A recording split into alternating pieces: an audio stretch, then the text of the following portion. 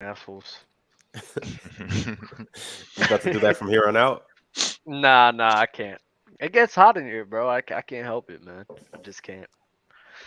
It's an amazing day. God Yo, is good. what's going on, everybody? God is good. We here for another day, another episode of Player's Choice. JD isn't here to, work his sorcery and magic. So me and Mars will just have to hold it down on the hosting end over here. What, I don't know. Mars? I don't know what. Yeah, now you do. Nah, Now you do. we're just gonna slide you back over there. This has got nothing to do with me. Yo, what's going on with everybody? How's everybody feeling today? My Not team bad, not bad. sucks. My team sucks. Take that L, Damn, Mars. Mars. We suck together though. My team sucks too, but I'm glad we beat y'all though. Let's go, broski. But at least y'all have enough foundation to still turn it around, unlike some other teams. Yeah, I'm not Like, about to. I'm not about to say it's over, but I don't enjoy watching my team lose. I'm a little bit worried for you guys though. Um, Last season you guys were on to a strong start. And this season, I mean, 3-5. I looked at the record last night. I didn't realize I was at a negative already. I'm just thinking. I'm like, this is a really bad start for Golden State. And if you're competing for titles and everything, I'm not gonna say you're not gonna be a good team, but you're trying to have those championship aspirations. I mean, showing signs like this early on, it's scary for me. It's scary for me, Mars. I'm worried about you guys. Dub, you don't think it's kind of like, they call it the championship hangover? You don't think they just really like, we done this shit way too much. We're not really No. too concerned this No, early in the season. they're not a team that falls under that light. They know what it is to win. They know what it is to repeat. They know what it is to go to back finals. This is not something that I think a team of their caliber should be showing. It would be different if it was a one-off like the Rams last season, but this is a team that knows how to win. So this is very scary. Maybe the shit with Draymond Green had more of an effect than we thought. I don't know because the defense hasn't been looking the same way as it used to, and that's the main worries I have. And a championship hangover is typically just one game, not 8. What could last in the first few weeks, but I don't think the Golden I State don't know Warriors is about all that. that. What I are don't they? know. Three, I mean, they're 3-5. Yep. Yeah. 3-5. They We're got just the Steph. They'll be mids. okay. What other games did you watch last night, Mars? Because I know you don't Um, sleep. What other games did I watch? I Did you watched. watch the Minnesota one? I did not watch the Minnesota Timberwolves. Let me look at what games are on the schedule so I can remember what I've been Well, looking at. while you're looking at, I want to talk about something real quick as you're looking. Kevin Durant, Kyrie. Listen, you know what pisses me off? And I'm a guy who really been sticking out with the Nets from last season, but y'all pissing me off right now. You get your coach, the coach that y'all didn't want up out of there, deliver the next fucking game, bro. I'm sorry, bro. You gotta deliver that next game after getting exactly what you wanted. I heard the You fourth lose. quarter was The really bad fourth for them. quarter was brutal. Y'all was playing well the whole entire game. That fourth quarter, y'all lost it. Come on, son. Like, I'm sorry, bro. Kevin Durant, you getting me tight. Getting me real tight right now. Because, son, I really think that you are one of these dudes in this league. I'm tired of this whole disrespect. You not top five. But when you not answering like this is the times where you need to answer this shit. You not answering right now, bro. You gotta get that win after you got the coach that you didn't want up out of there, bro. Like, come Hmm. on, man. Like, come on, bro. That getting me mad, bro. Duh, but this is what I was trying to say last episode, and Dale and Bobby were having a heated exchange, so I couldn't really get it off. But I'm like, the thing about it is with KD, it's like you're held to such high standards, and we all know you're dope. We all like as much shit as we'll come up here and talk shit about KD. We all know KD is him. Y'all So focus on it's the like wrong player. but I'm gonna get to him too. But I'm saying with KD though, because I got to start with the best player. I got to start with KD. Bob was talking about leadership in the locker room and things of that nature. Yeah, that's important. But I think what's more important is him taking over at certain parts of the game. So, bro, you can't come in the fourth quarter and score 2 points. You're Kevin Durant. I'm like, and here's my thing: Luka will go out there and put his team on his back and score and score and score until he can't score no more. Why doesn't KD do that? I In front of mean, I don't. As far I look at it as contribution. You know what I'm saying? Like you can have a down. I'm not excusing KD. You know what I'm saying? You can have a down fourth quarter. You know what I mean? And that's just what it is. But at the end of the day, he had 30 plus points. You know what I'm saying? 32. Yeah, and so he did his thing for the game. I'm looking at it now. Okay, where's the other guy that typically pours on just as much as he does? And it's not like he wasn't only like not there in the fourth, but also the third, also the second, and also the first. So it's like I'm not looking at KD. I'm looking at the other guy. No, listen, you could look at the other. I understand Kyrie Irving only had 4 points.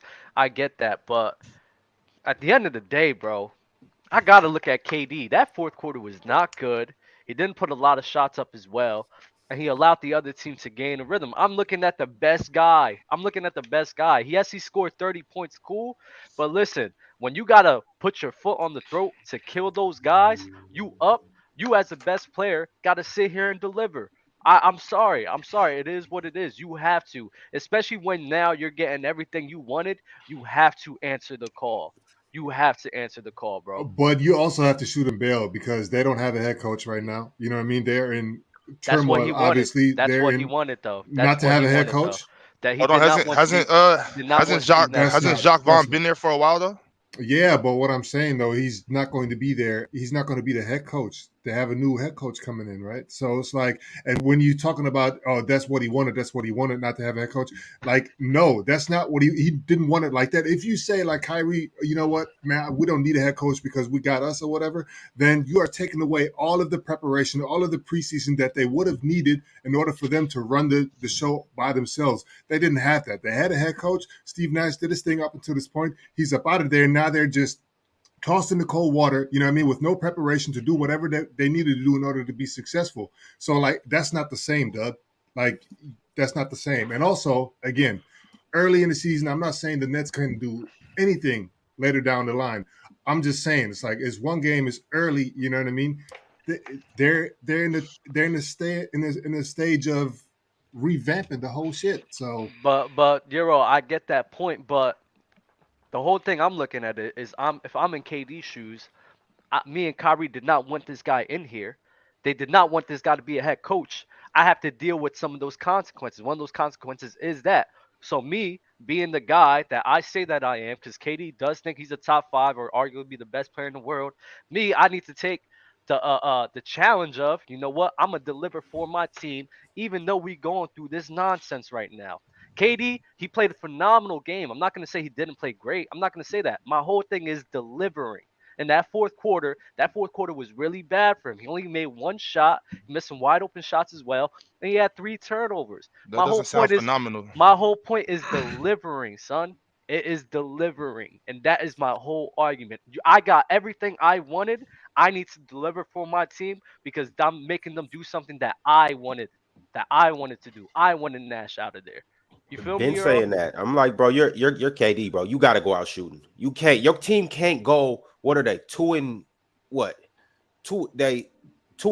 Your team can't go 2-6, bro. And you're not out here shooting 25 shots a game. You're letting Kyrie outshoot you every game except for last night. Because up until this point, Kyrie has always been outshot though.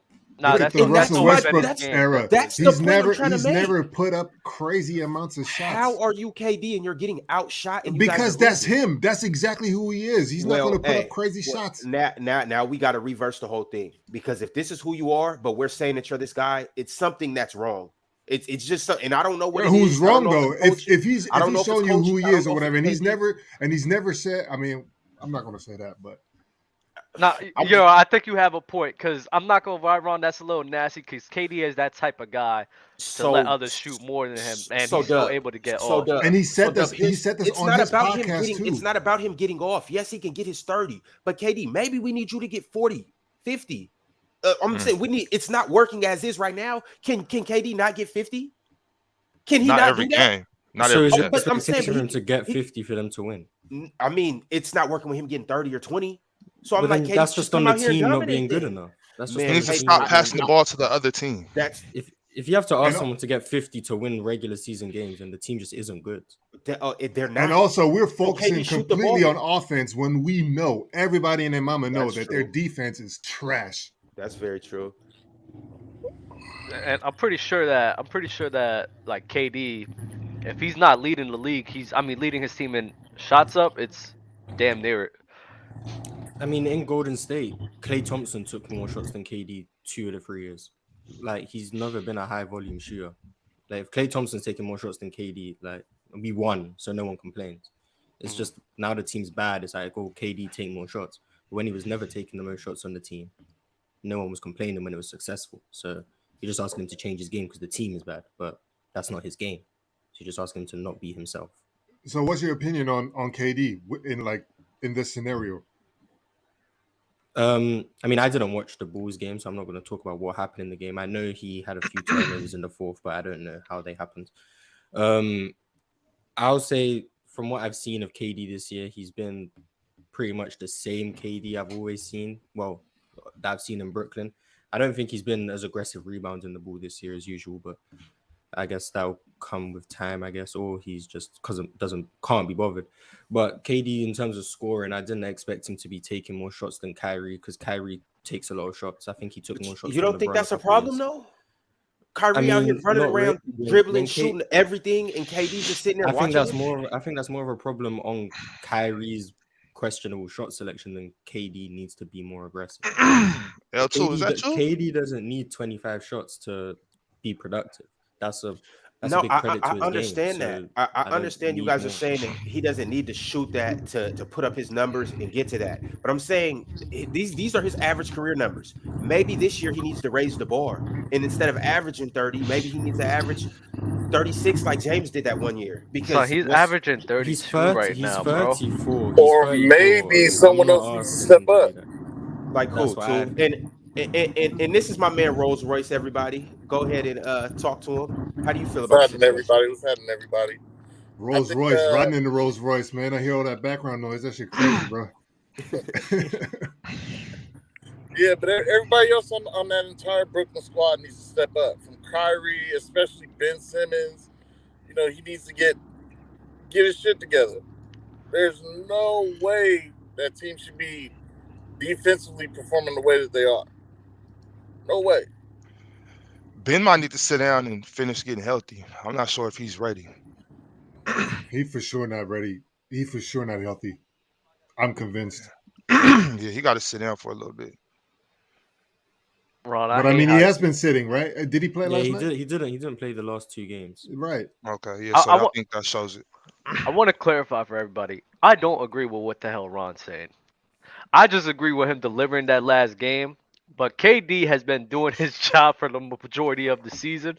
It's just the last game I wanted him to deliver.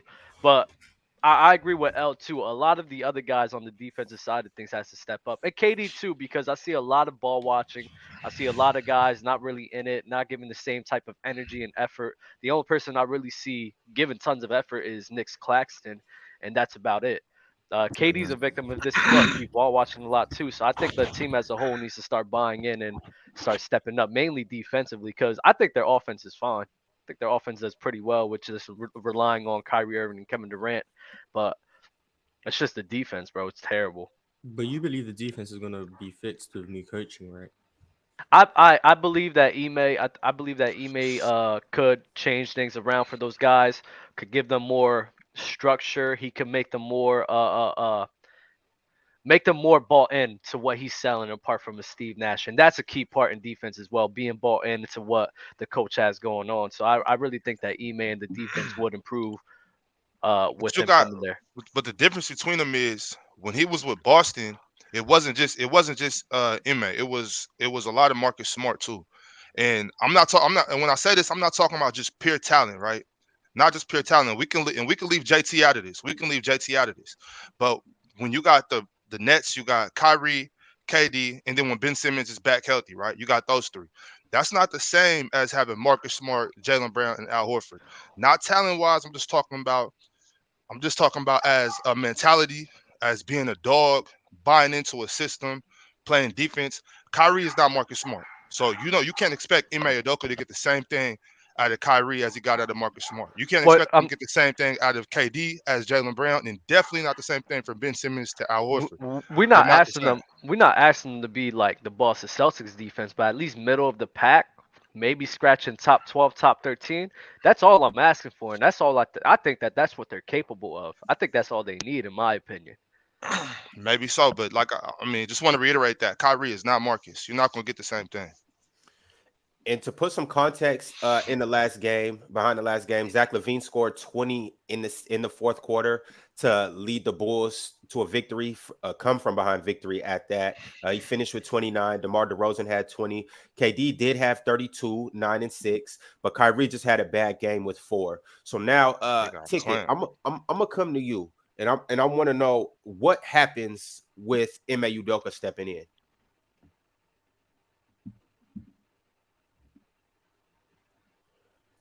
All right, Yes. Ticket might not be here. Yo, Royce, talk to me. How do you feel about Ime Udoka potentially? And keep in mind that the deal is not set in stone, but how do you feel about him possibly stepping in?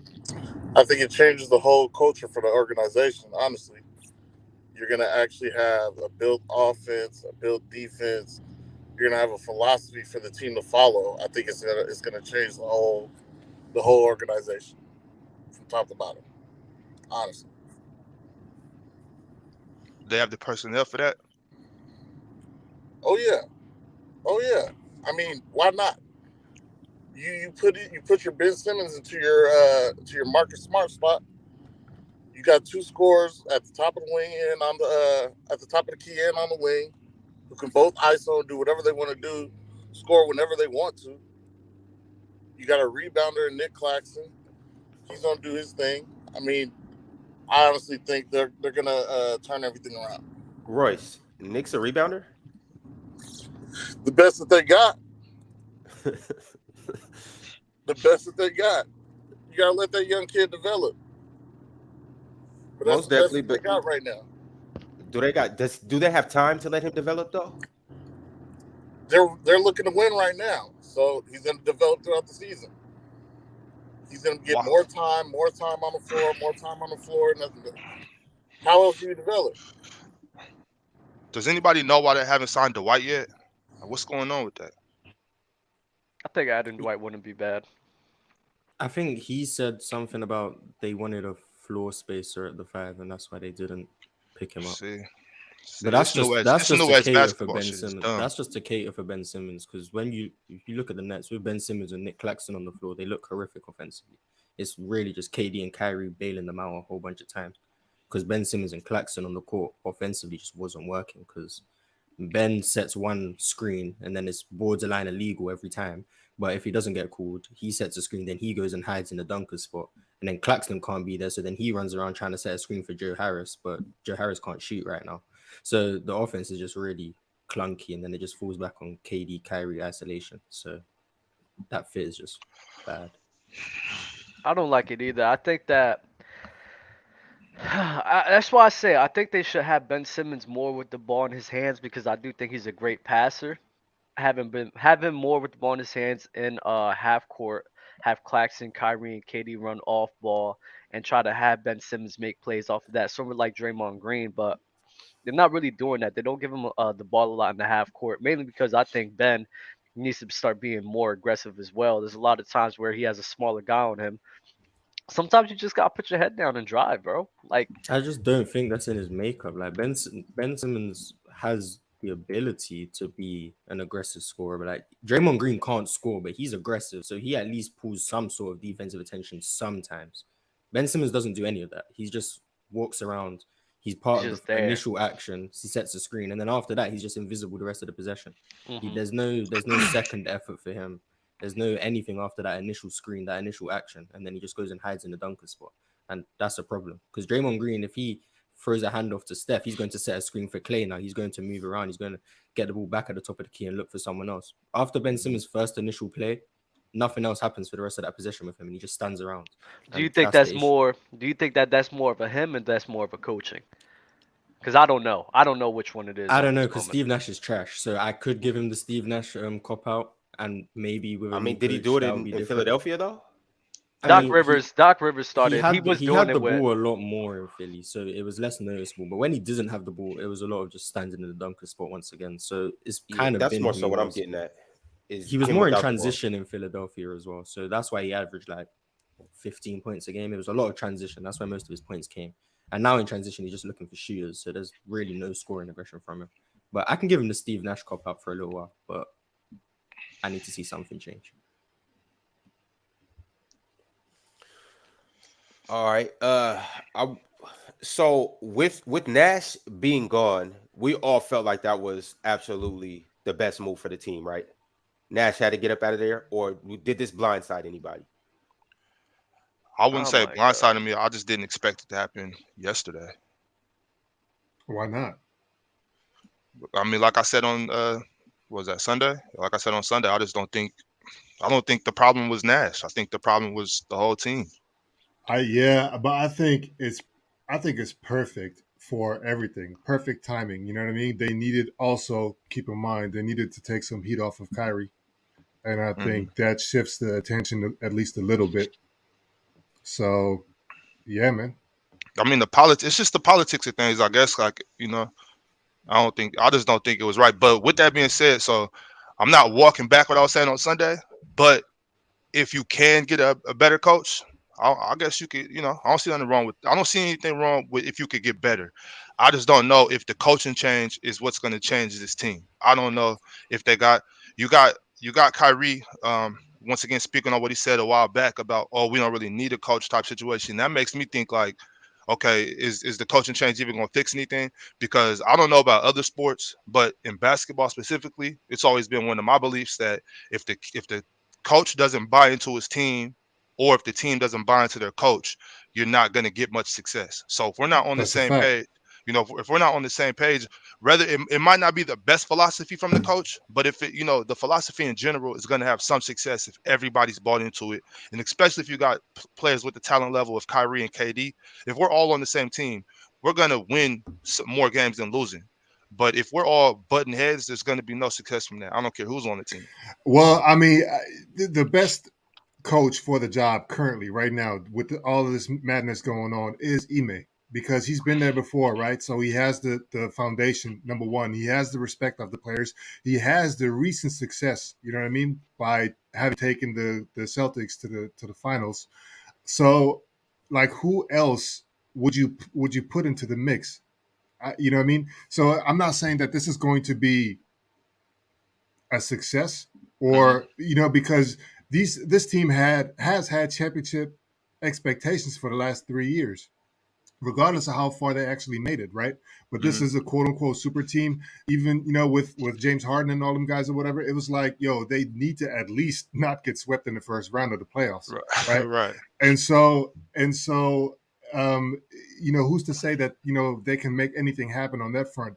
But I think Ime Udoka is probably the best choice for this. It's just up to the players, like you said, to buy into that, to let Ime Right. actually operate with enough freedom and enough patience. Give him enough patience to where that he can actually turn it around, and that includes the fan base, and that Hmm. includes the media as well. I I, think. I almost I'm happy Ime is back in the coaching area. He's back coaching, but I damn near would rather have seen maybe Quinn Snyder, because once again I don't think Ime's philosophy is going to rub off well with those guys. Like I love to see Ime coaching, but I want him with a team that's going to try to do maybe like a Miami type team. Why not These though? guys I just don't see it with them. KD's his man. And so you already have, you know what I mean? You already have one hurdle like cleared. It's like, all right, man, like one of the best players or the best player on the team, you know what I mean? Or like one of the leaders or the best player on the team, you know what I'm saying? Like you have him on your side already. You don't have to Be work that be extra that as hard to like gain his confidence. be that as it may, if you like say if you my man, if I'll mess with you, like we could be cool, we could be all that.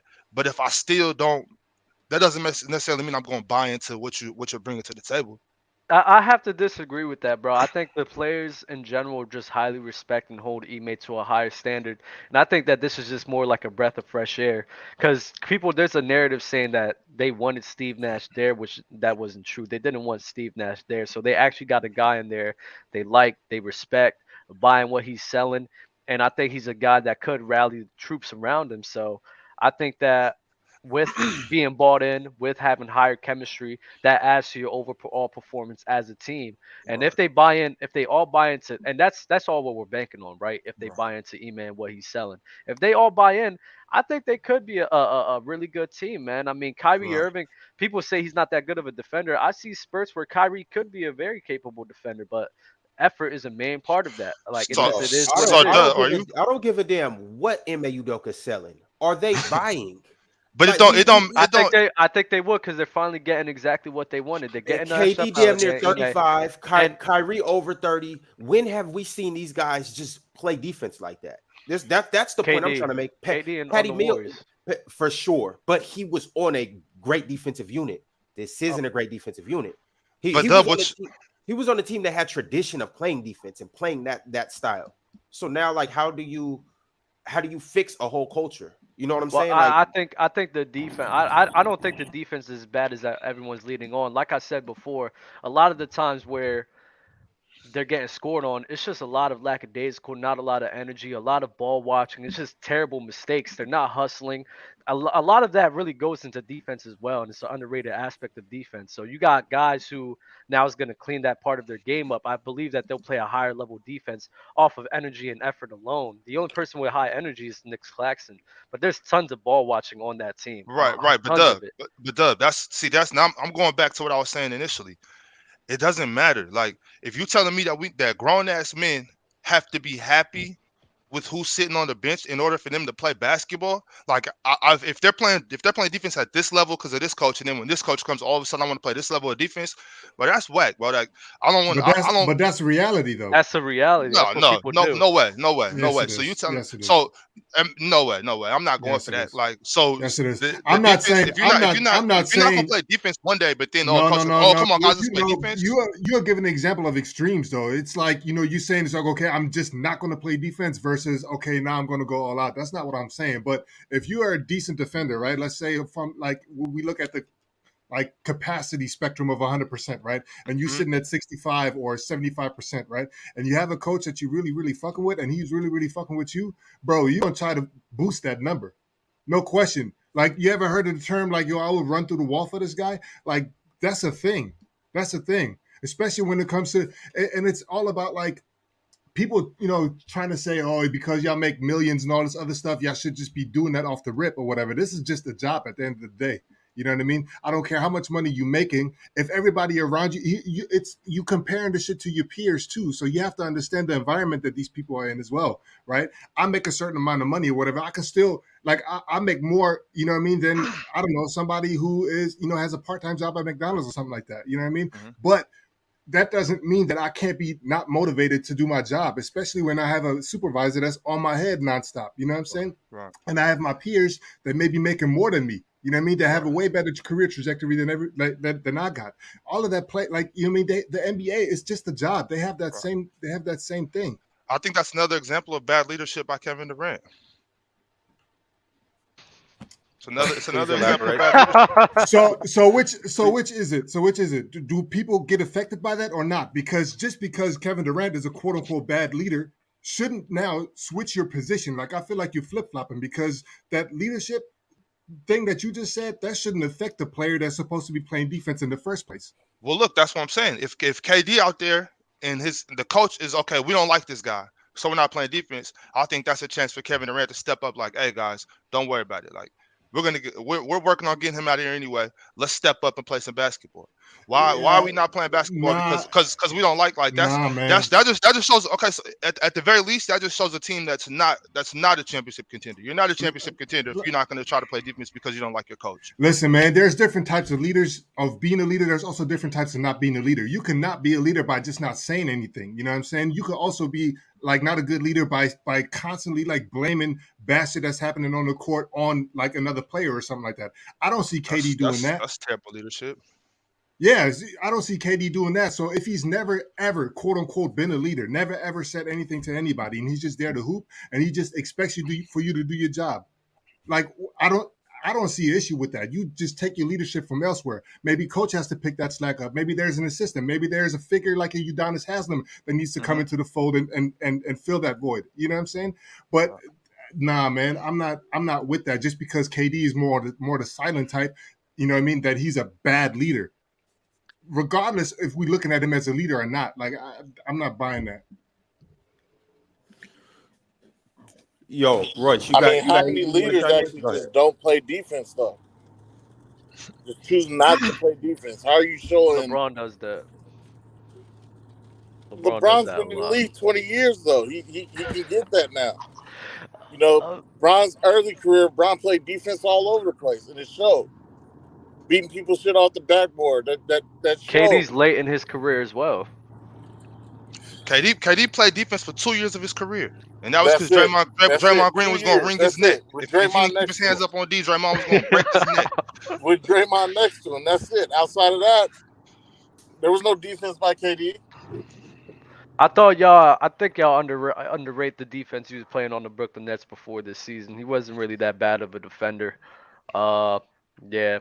But you asked the question you said was what leader doesn't really play defense like that or chooses not to play defense. LeBron is a guy where he does that historically, and he's historically known for that.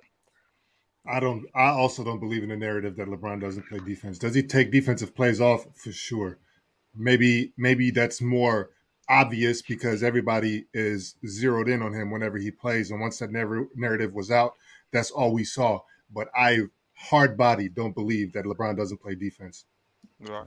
I believe LeBron plays defense. I just can't believe we out I here think he making plays excuses for defense. Kevin I Durant. think he plays defense when he chooses to play defense. When he chooses to play defense, I think he's a stud on defense. But there's some times where, not this season. This season they've actually been playing very well. But last season, 2019 is a good example of that. There's times where he just like, no, I'm just not going to give the effort. Like he Yeah, does that. but is that during the games when it matters though? No, I Because wouldn't say that. I wouldn't say that. right, No. so like I feel like LeBron has enough, and maybe I'm sounding like a stand now or whatever, but I feel like LeBron has enough basketball IQ to know when and when not to play defense, He and does. on top of that, and maybe you can say that's terrible leadership, but I feel like his leadership in general is good enough, big enough to where he's like, all right, I'm not going to like I'm going to be able to lead the team to play defense or like do other things to like I don't know, man. Whatever. But I That's think a terrible KD. point. I'm not going to even think make that. I know what you're saying. I think KD falls in that same light as well. I mean, Mars watched this during one of the playing games versus the Cavs. He's seen the defense that KD was playing. He's not going to give the same type of effort all the time, but when it is momentary or situational is correct, he's going to try his best. I But just why think in not? regular because he just doesn't feel like it. I mean, it is what it is. LeBron does the same shit, but nobody comes at him for it. So why come at LeBron? Yeah, some KD? people do, but Yeah, they hate LeBron gets shit for everything. What do you mean? Yeah, he does. Let me not cap about that. But I'm just saying, bro. Got We've been making excuses. Not me, but we like as a society have been making excuses for Kevin Durant since he was with Russell Westbrook. Oh, Russ is a problem. He does this. He does that. Like when is But you KD really going to take okay? the blame So for his all right, so own work? flip it then. Do you really think KD's the problem? He's Anywhere part that of he the went, problem. He's part of the problem. I don't think there was any problem in Golden State. That was just too good of a team before he got there for that to really be a problem. But for OKC, I think he could have stepped up and been like, let me do this, Russ. He could have been more assertive. He could have been more assertive in OKC. In That's what I'm Brooklyn, saying right now. in Brooklyn, Even he with could be Kyrie. more assertive here and also just step up. And once again, I hate to sound like a broken record, but be a leader. That's Mars, not what up, his, Chuck? that's not What up, KD's boy? Hey, MO though. Mars. That's not his It don't matter. Hey, personality. It don't matter. yo, That's Just not. shut That's the not. fuck That's up. Yo, not. you can That's say not. Hey, no, hello. He's Doug. not Nah, that you It can Doug, say aggressive. don't. what's Doug, It up. don't Doug, matter. Come on, Doug, jump you It not right don't that matter. Yo, boy's yo, daddy, yo, Doug. yo. Doug, We you only not got that one boy's mic. Hold daddy, on. Doug. You not that I boy's ain't daddy. that. I'm not his Hey, daddy. Mars, I'll be your daddy Mars, though if you on keep coming at November him the like He's that. gonna 25th, put up his Mars, on buckets and he's November gonna the chill. 25th, He's not gonna be the assertive. it's gonna be something they never seen before on November the 25th. I'm gonna destroy you on this channel, boy. I promise you. Don't bring no notes. I don't Wow. want you to bring your computer. Don't bring no notes. So I'm not I'm gonna be gonna able to really show you test on your my computer. basketball knowledge. Bring your brain, boy, because I know how you doing. You reading off all them little notes. You didn't watch the game. And Doug come up here with these crazy, outrageous takes on Kareem. Y'all are disrespectful dudes. But that's okay. I'm gonna pull my belt out on you boys on November the You ain't pull your 25th. belt out And on Mars, nothing. You I ain't pull your promise. belt out on nothing. I promise you, bro. You gotta cut that shit out, bro. You lagging in and out all the time, bro. So we barely hear you. Fix your connection first, bro. Then come talk to us.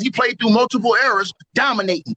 Point blank, period. You act like he was playing against bums. Yeah, who he was couldn't keep up. dominating. Cut it out, man. He was the only guy in the top 10 who didn't really have anybody else to challenge him. All these You other wanna guys, go, Wilt Chamberlain, hold up, Wilt Chamberlain, Bill Russell challenged each other. Larry Bird, Magic Johnson challenged each other. Let me Kobe ask you a Bryant, question LeBron right James now. Let me challenged ask each you. other. Let me ask He you a was question. the Let me ask only you a guy question right now. who was giving Hey, see, buckets Kobe and to LeBron? Now, see, watch crackheads. this. To Now watch this, crackheads. Ron. Hey, Euro Hezzy, I got a body bag for this boy. Watch this. How many big men in the league right now that can challenge Jokic? Like 2 or 3? Yeah, shut that mouth, boy. Shut What does that that have mouth. to do? Shut What does that that have to mouth. do with Shut anything? that What does mouth. that have No, to do with you the take? just said no. What are you You talking just about? no. What does that have to do You with just, anything? You just took credit away from Kareem because you said, didn't he not say Kareem didn't have that much comp, right? Right? Didn't he say that? Didn't he say that? No, I Okay. said that he was the only guy when we talk about dominating the league and guys to dominate the league Okay, with so him. check He was this out. doing it solo. So you say, hold on. You Solo. say he didn't have that much. Hold on. You say he didn't have that much comp. But guess what, buddy? Guess what? Guess who the comp is in this era? It's Joel Embiid, Jokic, and who else? Who are the other centers? What are you talking about, centers? What does that have to No, do no, with no, no, no, Terry no, no, Clark. no, no, no, We're no, talking nobody, about nobody, players. What are nobody, you talking nobody, about? You're nobody, bringing up, nobody, you're bringing nobody. up Jokic and Joel Embiid, Embiid, and that's not even the topic. Joel Embiid, Jokic are dominating an era that is lacking centers, bro. That's Joel is a fine. bum. I don't Joel's rank a them. I bum. don't rank them So that what high you on my saying? list. Yeah. What are So you hold on. talking So about? hold on. But you discredited Kareem because you said Kareem didn't have comp. But these dudes ain't got too much comp. Joel Embiid got to get up maybe 6 games per season, 8 at best. The rest of them dudes, man, okay, ain't got nobody out there that's really going at it with him like that, man. Cut it out, man. All right, ticket. Listen, understand what you're talking about. You're talking about centers and you're keeping it in one position. I'm talking about players in general and players as a whole. Kareem and players as a whole, point guard, shooting guard, small forward, power forward, center. There wasn't that much crazy time for a guy to dominate in the league with him. But you're talking about Jokic and Embiid and just saying centers. That makes no fucking sense because that's not what I'm talking about. So what are you talking about? So you saying the era that Kareem played in was just like a down years He's for saying the the NBA? 70s was mid because the ABA had half of the talent and the league as a whole was going through the crack. That's a weak ass argument. I hate that. In the 70s, crack epidemic. I hate that shit. Y'all In the corny as hell with that 70s, argument. I heard you saying that yesterday, Morris. That was corny. No, I'm not saying. I'm not saying putting crack. You off by about 10 to 15 No, I'm saying years, half the but league was cool. on crack. I'm not saying the crack epidemic that we all know from the 90s. I'm not saying that. That's two different things. I'm not talking about that. I'm talking about the league being on crack, not the crack epidemic you were referring to. Oh, okay. Shit, I was about to say. Yes. Hey, Mars, you was wrong. You was wrong about the Timberwolves too. They suck like I told you they would. Okay. Now, put some respect. They'll be all right. They'll be all right. No, they're not. And listen, They'll be all right. they gave up their Harden pride. They gave up the one dude that pushed all the right buttons behind the scenes. They gave up. You might not value it, but them giving up Pat Beverly hurt them a lot behind the scenes because he knew what button to push with those guys. They had good chemistry. They listened. Now you bring in a guy like Rudy Gobert, bro. Where's all that defense Mars talking about? They out here getting the hell beat out of them by all the good teams. I liked when they had Pat because Pat brought something out of Cat that he never had Come on, before. man. He made Cat think he was tough. I actually agree with you on the Minnesota take. And man, he was in their ear all the time. He was pushing them all, pushing them. He brought him a different attitude, bro. But I don't think Ant needed it as much as Cat did. But no. Ant needed that leadership though. He needed that vet leadership because Ant is young, talented, but he a little wild. You know what I'm saying? So he need that vet. He need that vet in his ear, constantly pushing him to stay on track because he's talented and everything like that. Cat, he just a dude who was so soft. He needed that toughness around him to really solidify. You know what I'm saying? Have a guy that was with him that was gonna ride like that. But that's why I said that Ant needed that. But them dudes, man, they not making the playoffs, bro. I'm telling y'all this. Y'all gonna see. They not gonna make the playoffs, bro. They're gonna be the biggest disappointment in the NBA. You don't think their offense is going to be that good enough to be able to put them there? Bro, look at their losses already. Look at the teams they lost to. The only team they beat was the worst team in the league. Yeah, I agree with you there. I'm not really that high on the Minnesota Timberwolves. I'm not going to lie. Yeah, but all them dudes, Low, Mars, all them dudes told me I was crazy when I told them the Timberwolves wasn't going to be good. Now, but the thing about the Timberwolves though, when they went and did that and gave up all that to get Gobert, they did that because if the Twin Tower experiment don't work out, they're gonna trade Cat and get everything right back. And that's gonna be good though. It'd be better. Like- I mean, I'm not high on Cat personally. I think he has a lot more value than he's worth. So I To think me, they'll be able to get some solid back for him. That's a bad move in general. Basically, what that is they swap Rudy Gobert for Cat 1-for-1 then. With Well, the no, delay. because when Not- you trade not Cat, you get more necessarily, value back. Yeah, when you And trade on top Cat, of that, exactly. Ant, I think that they know Ant is their centerpiece. I think after watching Ant play last year, in his second year, they was like, okay, this is the future of our franchise, not Cat. So we can afford to, move forward with him and get rid of Cat. Mars. Did, I mean, did y'all watch the game last night? I No, I didn't watch the game last night. There's no future in Minnesota, period. Facts. Ant needs to leave. Ant solid. Facts. Ant Yo, ready. Ant's right. you on point. And again, to this little chump Mars, he came here and ran his mouth about, oh, they're not using Giannis right. Fool. Giannis ain't got Chris Middleton. And guess what? He the only one still undefeated. Like I told you, once again, sit down when the big boy's playing. You don't know basketball. You reading off notes. And that's why I told you, don't bring no notes. Don't bring no paper. Just bring your knowledge, and I'm going to kick your ass. I promise you that. Because I'm telling you right now, bro, look at Giannis Antetokounmpo, bro. No Chris. Everybody said Chris Middleton was a dude that was closing the games. He was a guy. He was a man. Giannis been out here putting these boys to bed, man. Night after night after night. And Drew Holiday been playing bad. Drew Holiday been playing horrible to start the season offensively. So let's keep it 100, bro. Okay. Didn't y'all have this talk yesterday? He doesn't listen. He doesn't listen. I didn't scrape the plate. I didn't scrape the plate with this boy. Go ahead. Once he has what he wants to say, he will keep saying it until. Go ahead, Mars. I'm gonna hammer it home to dudes like you who hooked on finance. Because I'm gonna get your mind right, boy. Like I said before, you came in here talking all that smack about, oh, they're not using Giannis correctly. I think they're misusing it. Well, they undefeated. They're the only team in the NBA undefeated without the second best player. So what you got to say? I said what I had to say yesterday. So if you opened your ears and listened, you didn't ask me that question again. Okay. All right. I have my go rewatch the show. Go rewatch the show where you brought up the same exact point and I addressed it. And then you can just go watch that, and then you can go for me on your own channel because I've already explained it. So all you have to do is listen instead of talking all the time, and then maybe you actually understand what I'm saying. Because it's not that hard to understand, but maybe for the lower IQ individuals, it's a bit difficult. So I can understand that you might have to listen a couple more times. I understand. Mars, that's no Mars.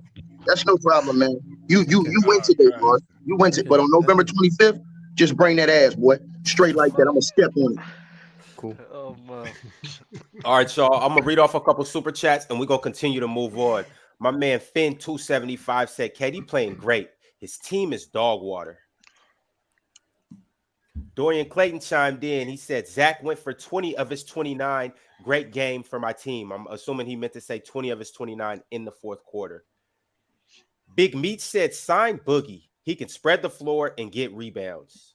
Do we feel like that would be a good move? Even more. I mean, it'll be nice for like 15 minutes a game, but that's when you need offense. Hold on, y'all in the comments say I'm arguing without facts. Is it a fact that Joel Embiid doesn't have much competition at the center spot in the NBA? Oh my Joel's a god. bum. Hold on, I'll ask y'all a question. Is that a fact or fiction?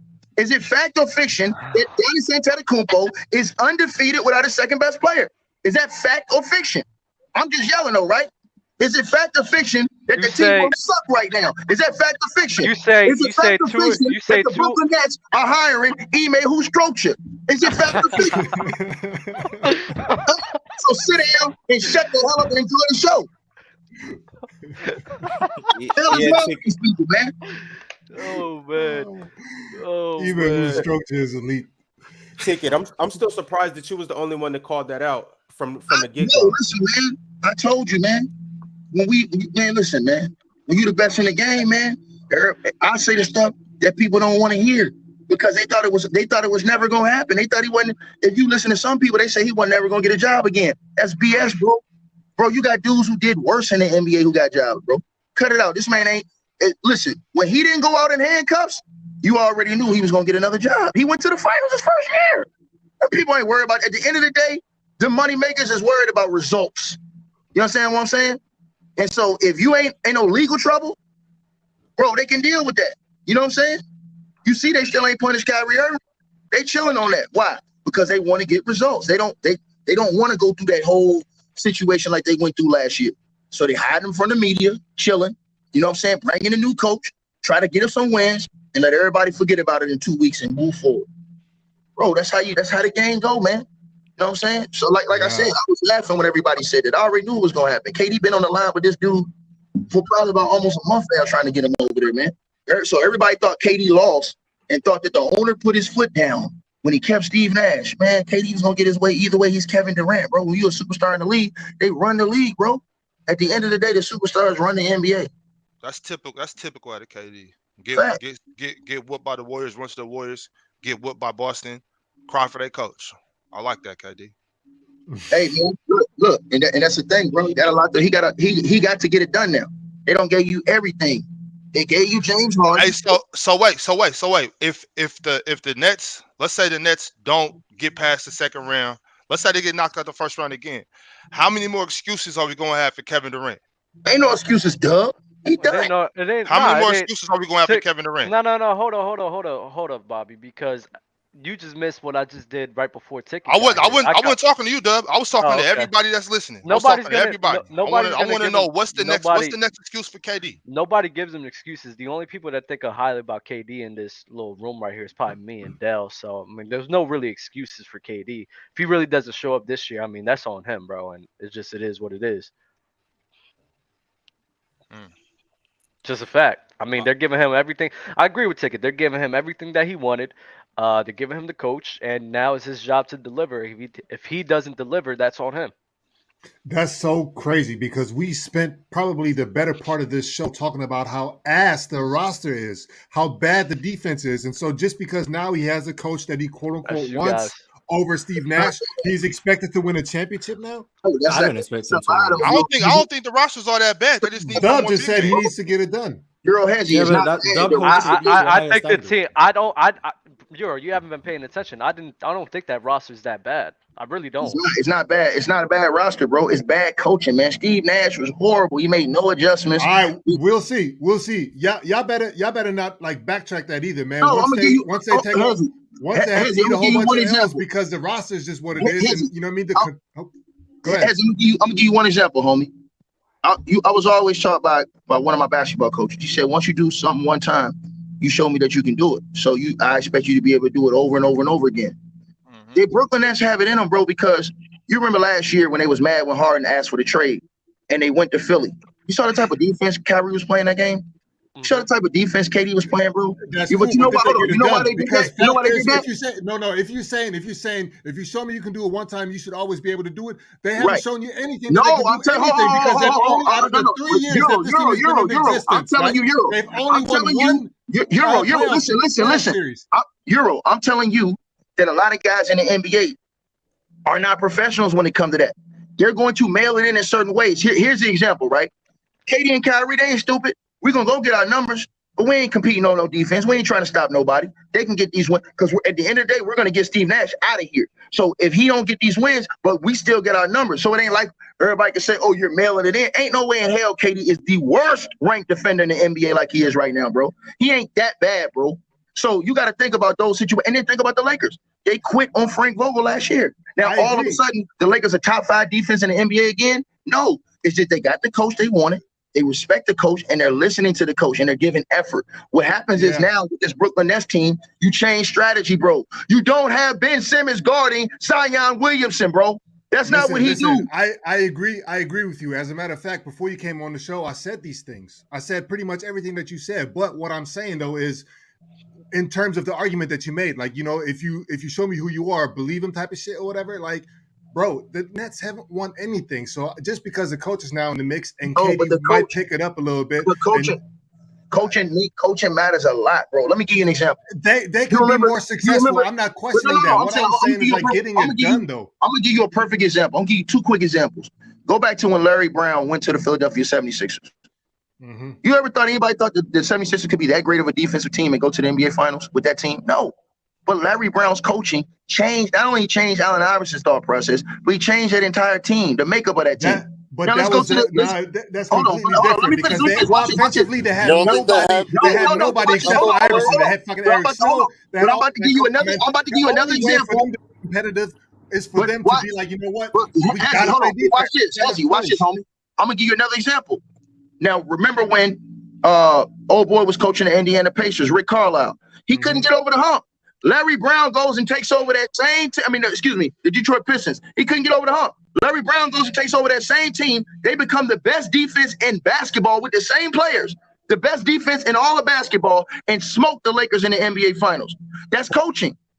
That's coaching, bro. That got Rasheed though. That got Rasheed. He may got that in him. No. What I'm saying, what I'm saying is this though. Listen, bro, Rasheed wasn't the reason why they smoked the Lakers. He was only averaging 13, 12 points. What I'm saying to you is, threes. What I'm saying is I'm saying Larry Brown changed the mold of that team, bro. Coaching matters in the NBA, bro. That's why you see the greatest coaches go places. Everybody said Phil Jackson has already made teams. That's a lie. When Phil Jackson went back to the Lakers, that team was trash. He rebuilt that from the ground up back when after Shaq left and went to Miami. So that shows you great coaching matters. Greg Popovich, a great coach. Look at the start that the Spurs off to right now with the team they got, bro. That's great coaching. How about in Utah? They got rid of Quinn Snyder. Look how Utah's playing right now after they got rid of their superstar player. That's great coaching going on, bro. You're making points that I'm not arguing. Right. So I'm saying Ime Udoka. I'm saying Ime Udoka comes from that tree of great coaching, and you saw it on display last year. Listen, the reason why is because watch this. What type of team was Boston the year before he took over? What type of team was Boston? What you call it? Brad Stevens couldn't get that out of him. Ime Udoka changed the whole identity of that team. And then watch this. You look at the playoffs, the attention to detail, how they focus and locked in and took KD out the series, took Kyrie out the series. And in every other series, made Giannis work extra hard and be very inefficient. Yeah, but Kyrie and KD, they're not going to be able to do the same thing that Marcus Smart, Al Horford, Jaylen Brown, what they was able to do. These are the same guys. It's not that they don't got the same mentality. Listen, watch this. What was the problem with the Celtics too? It was they had selfishness going on. The two-star players were being selfish and jacking up shots. Remember, Marcus Smart went off on all of them. But guess what happened? That's when things start changing. But Ime Udoka, right, he changed the mold and the mindset of the team, and they started becoming a team and not just those two guys. So you got the same issue going on in Brooklyn. KD and Kyrie getting their numbers, but nobody else is doing anything. Nobody else is really incorporated. Okay, but is Ben Simmons going to be able to do what Al Horford is able to do? No, bro, listen, I'm trying to tell you, you're going to see Ime Udoka is going to put these guys in a much better position to be successful offensively and defensively. Now it's not just going to be KD and Kyrie scoring every possession. You're going to see when Steph Curry come back, he's more involved. You're going to see Cam Thomas get more minutes off the bench instead of riding the pine. You know what I'm saying? You're going to see them go get another big man like a Dwight Howard. They didn't want to get Dwight Howard because he couldn't shoot threes, but you ain't got nobody to stop no big man in the NBA. Makes no sense whatsoever, bro. Hey, that's so goofy. You don't want to get Dwight Howard because he can't shoot threes. And keep in mind, they had Drummond last year too. I think they should have reran that back with Drummond. I think they would be in a much better position right now. I think they couldn't pay him a certain amount. No, I guess that was a plus, but just because Drummond's one of the most dominant rebounders. They're obviously lacking in rebounding, and he's just a paint presence in general. He's a better lob threat than Nick Claxton. He's just an upgrade all around the board. Yo, Taker, let me ask you this then. So Ime is in the mix now, right? Do you think with the roster currently constructed, they can actually make some shake, or do they have to make some? They got to do two things, like I said yesterday. The two things they got to do. They got to go get Dwight. They got to go get Dwight. They made a mistake by not bringing Marcus Aldridge back, but they got to go get Dwight Howard, and then they got to go get a wing. These fools signed dudes that was hurt that can't play. You signed T.J. Warren. The man ain't played in 2 years, bro. Listen, you can't. This is the problem too. You got KD and Kyrie. They're playing too many minutes. KD can't play 39, 40 minutes a game in year 16, bro. They have to get a wing who can give you 15 to 18 minutes a night so that KD isn't gassed, bro. You're asking them to do way too much at year 16 because they got shooting covered with Steph Curry when he come back. They got wing play covered except for the backup wing. They're hurting inside. They get killed inside and on the boards. So you got to go get a guy like Dwight, and then you have to go get a wing that can spare KD 15 to 18 minutes. And I told you, instead of signing T.J. Warren, I don't want to got Carmelo because Carmelo can give me a good 15 to 18 minutes because Carmelo can still go get his own shot. He can spread the floor, hit threes, and he's not going to kill you. You understand what I'm saying? He's not going to kill you more than he's going to help you. He's going to be right there in between. So he just helped keep the wheels turning. But with T.J. Warren, they ain't even using him, bro. He's been hurt the whole time. Yo, so my next question is, do you guys believe that Steve Nash will ever get another coaching job? Obviously, Yes. this was a terrible Yes. situation. It was a shit show, but will he rebound from this? Yes. Yes. I think It was unfair. It was unfair to have him trying to coach Kyrie and KD. No, it's not, because he wanted the job. I'm gonna tell you why it wasn't unfair. Yeah, he wanted the job. He got the job. It's He not wanted the unfair. job. I don't mean Step into unfair. the In the ring. sen- I Don't don't mean cry when you get unfair. punched. I don't mean unfair in the sense of they did him a disservice. I don't mean like that. I mean unfair in the point like he wasn't gonna get what he wanted from them. So I think He he's did gonna get himself another a chance. disservice. He should have Right. cut his teeth a little bit more Right, Jiro. than to step into the ring as a head coach with. Well, with so what, you know, he was characters supposed like to that. not accept the job. Yes, No, because listen, once accept you the job. Cool. You know what I'm saying? Yeah. But you got punched in your mouth. Now you licking your wounds in the corner or whatever, and then you just gonna get back on your feet and try to do it again. Man, Like Steve I Nash ain't seen don't no care. issue. Steve Nash don't care about it being fair, bro. He got him money and That's everything. what I'm He's saying. fine. He That's does what I'm not. saying. He does not care. I mean, if he's gonna get a job, I think he is. I don't think he's terrible. I just think this is a nice little learning experience for him. And No, don't get it twisted. Just because he may become like an assistant coach or like a shooting coach or whatever fucking coach, you know what I mean, on the coaching staff for another team that is like, down the line from a head coach or whatever, doesn't mean that that's a demotion. You know what I'm saying? He's a young coach. He's trying to, make his bones. Like let him earn that. You know what I'm saying? Mars, I know you're not high on Steve Nash. I know you think he's a terrible coach. Do you think that other franchises will see that his coaching philosophy wasn't all that good and be like, nah, we don't want Steve? I think they'll see that he was a bad coach. I think he'll get an assistant job somewhere, and then maybe on like a young team, he might get hired. Like, not saying the Orlando Magic are hiring right now, but a few years down the line, a team like an Orlando Magic, whoever's in that situation, a few years down the line, they might bring in a Steve Nash if they have a good young point guard they want to develop. They might bring in Steve Nash to do that coaching job. But I don't think if you're having a contender, Steve Nash is very far down that list of coaches you're going to want. Got you. L2, chime in. How you feel about Steve Nash moving on in the future? I think he's frozen. Tuda? All right, well, to the conference finals. Where was What'd you all say? this at? It's not that he's a bad coach. They was winning at one point in time, and then all of a sudden you got these prima donnas acting out, and now all of a sudden he's a bad coach. I don't think he's a bad coach. I don't think that the system is wrong. I think that just the Kyrie and KD thing, man. That you got some heavy personalities there, man, and they're running them out of New York, out of Brooklyn. so you don't think Ime's gonna solve the problems then? Nobody's saying he was a bad coach when they was winning games and they were the playoffs. No, they were saying he was good. Listen, I disagree with Thank about the you. system there. Thank you. I was saying he was bad. He wasn't a bad coach until KD started looking ass. When KD got swept, all of a sudden, Nash was a bad coach. He was bad, but listen, I respect crazy. That's more y'all. KD. I respect y'all, but he was trash. I'm gonna tell you how you know he was trash, because of the lack of adjustments in the playoffs. And then not only that, bro, he overused KD. He lived off the greatness of KD strictly. You didn't see any other adjustments. You didn't see anything else that showed you that he put his hand in that mix. Like, for example, look at Ime with Boston. You saw where Ime put his hand in the mix in Boston and changed that squad. Steve Nash was strictly living off the greatness of KD. If KD hits that shot where his foot was on the line, they call Steve Nash the greatest thing since sliced bread. He didn't make any adjustments that series. But since he missed the shot, now Nash is a bad coach. No, I'm just saying that's what people it's gonna just say. Nash. Listen, It's just listen, Nash. listen, He's saying he was always bad, but Bro, my man, results bias. he made zero. This is how you know he's a bad coach. When they got swept, he made zero adjustments the entire series. The same KD, Kyrie, one-on-one, trying to beat the whole team. That's not gonna work. No off-ball movement. No. And listen. Yo, it's not his fault KD couldn't get to his spots. KD getting bumped off. No, He it gets is bumped all over the court. It is your fault. He does not know how to not lean on his stars. That's his problem. Even when James Harden was there, he leaned on James Harden and his playmaking, his ability to create plays and be the point guard of that team. Bro, Nash has an inability to not work with a guy not like a James Harden, which is why KD and Kyrie struggled. What's up? Let me piggyback off you. It is his fault when KD's not getting off. As a coach, you got to make adjustments to the defense to get your guy freed up.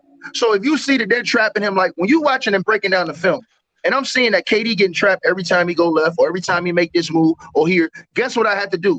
That whole night, You're up making adjustments on where I can get KD the ball in different positions on the court to where he can operate in a way. Because listen, they're running the same plays. If you watch the whole series, they're running the same sets to get KD the ball. He didn't make any adjustments. He didn't change KD up. He didn't put KD in any other places on the court.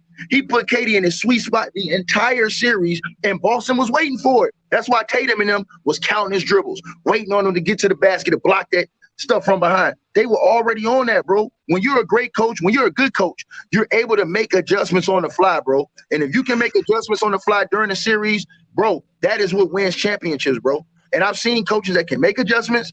I've seen coaches that can't make adjustments. Case in point, Steve Kerr made the adjustment after the first few games against Boston. He made the adjustment on Boston, and they just beat the hell out of him after that, bro.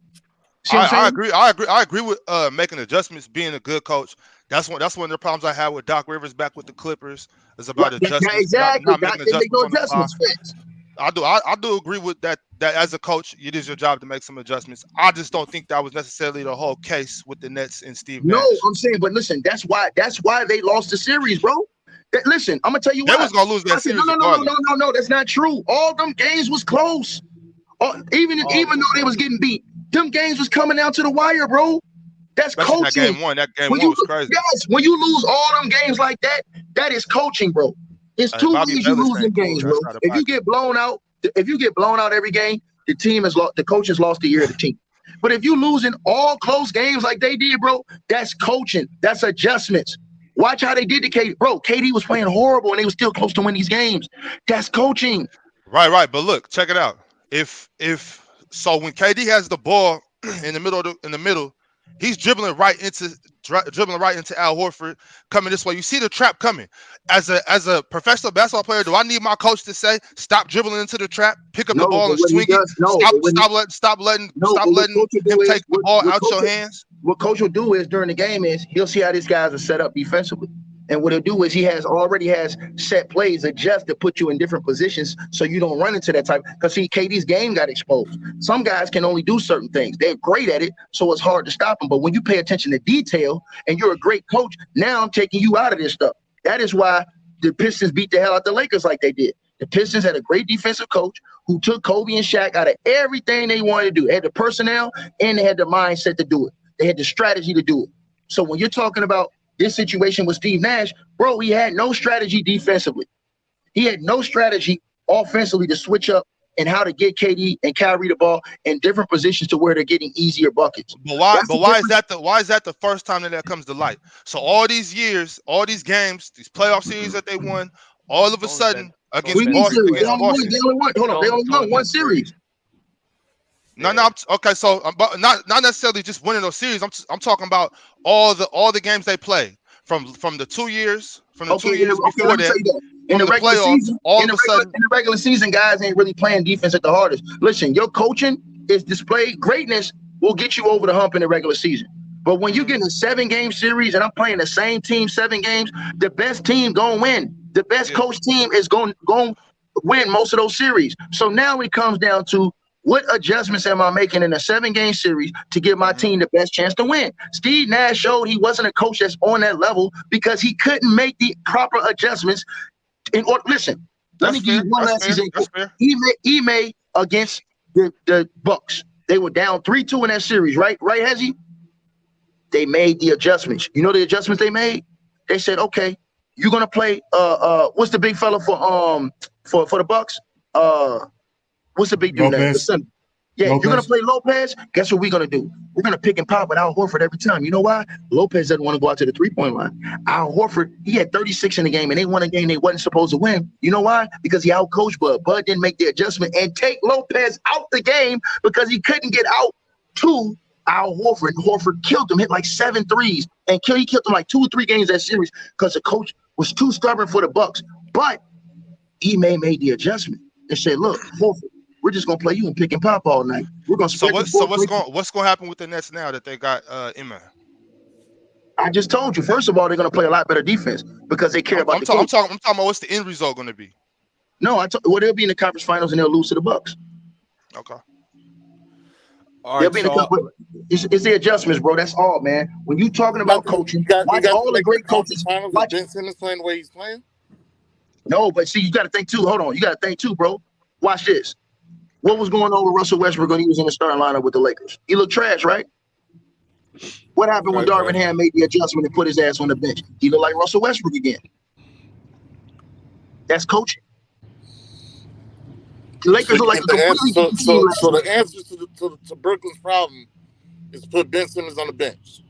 No, I ain't say that. I said it's coaching. It's where you're putting him at, how you're using him in the game. Bro, Steve Nash already told y'all he was a damn fool when he said he didn't care if he shot or not. You don't tell that to the public. I'm telling Ben Simmons, listen, when you say that, guess what you're doing as a coach? I'm letting you know I don't have confidence in you shooting the ball. If I'm the coach, No, but he don't got confidence in himself shooting the ball. No, right, time out. Well, that's why. As a coach, hold on. As a coach, it ain't the coach's fault he don't got confidence. No. I'm gonna tell you something, bro. You know how many times in my professional basketball career I've seen coaches give players confidence? Bro, he'll say, hey, look, I don't care if you miss that shit the next 10 times. If you don't shoot the ball, I'm seeing your ass over on the bench. And you know what happens? You put confidence in guy. Look, man, I believe in you making that shot, bro. Shoot the goddamn ball. And when you have that type of confidence from your coach and from your teammates, and they're encouraging you and putting you in positions to succeed, that's different. Go look at how Ben Simmons played in Philly, even though he didn't shoot jump shots, and look at how they're using him in Brooklyn. Completely different, bro. Completely different, man. And so that's why it's good to have Ime there, because he was an assistant coach in Philly with Ben Simmons. He knows how to use Ben Simmons in a better way to make him more effective offensively, because that's what Ben is lacking right now, is offensively. And his defense is off because they're putting him on the wrong guys. You don't put him on Zion. You don't put him on centers. Ben Simmons is a dude that guards 3s and 2, and sometimes you can put him on points. You know what I'm saying? He did that because they wanted to hide KD from having to guard Giannis and them. No. What you do is you go get a big dude like a Dwight to deal with the guys like Zion, so he can guard.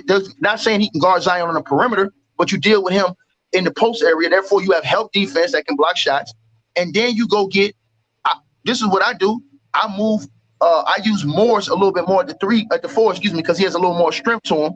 So when we're guarding these hybrid 4s, I'm doubling and trapping, but I'm using Morris as a primary defender. Steve Nash didn't do that. And that team has quickness. And then they made a big mistake. They gave away Bruce Brown. Bruce Brown was a big piece of that team. He did all the dirty work. You let him go to the Denver Nuggets for nothing. So what? They killed themselves with some of the moves they made. All right, y'all. We're going to keep it pushing. I'm going to jump into these super chats. Jamal Williams chimed in. He said, Marks deserves a lot of blame. Too bad team builder.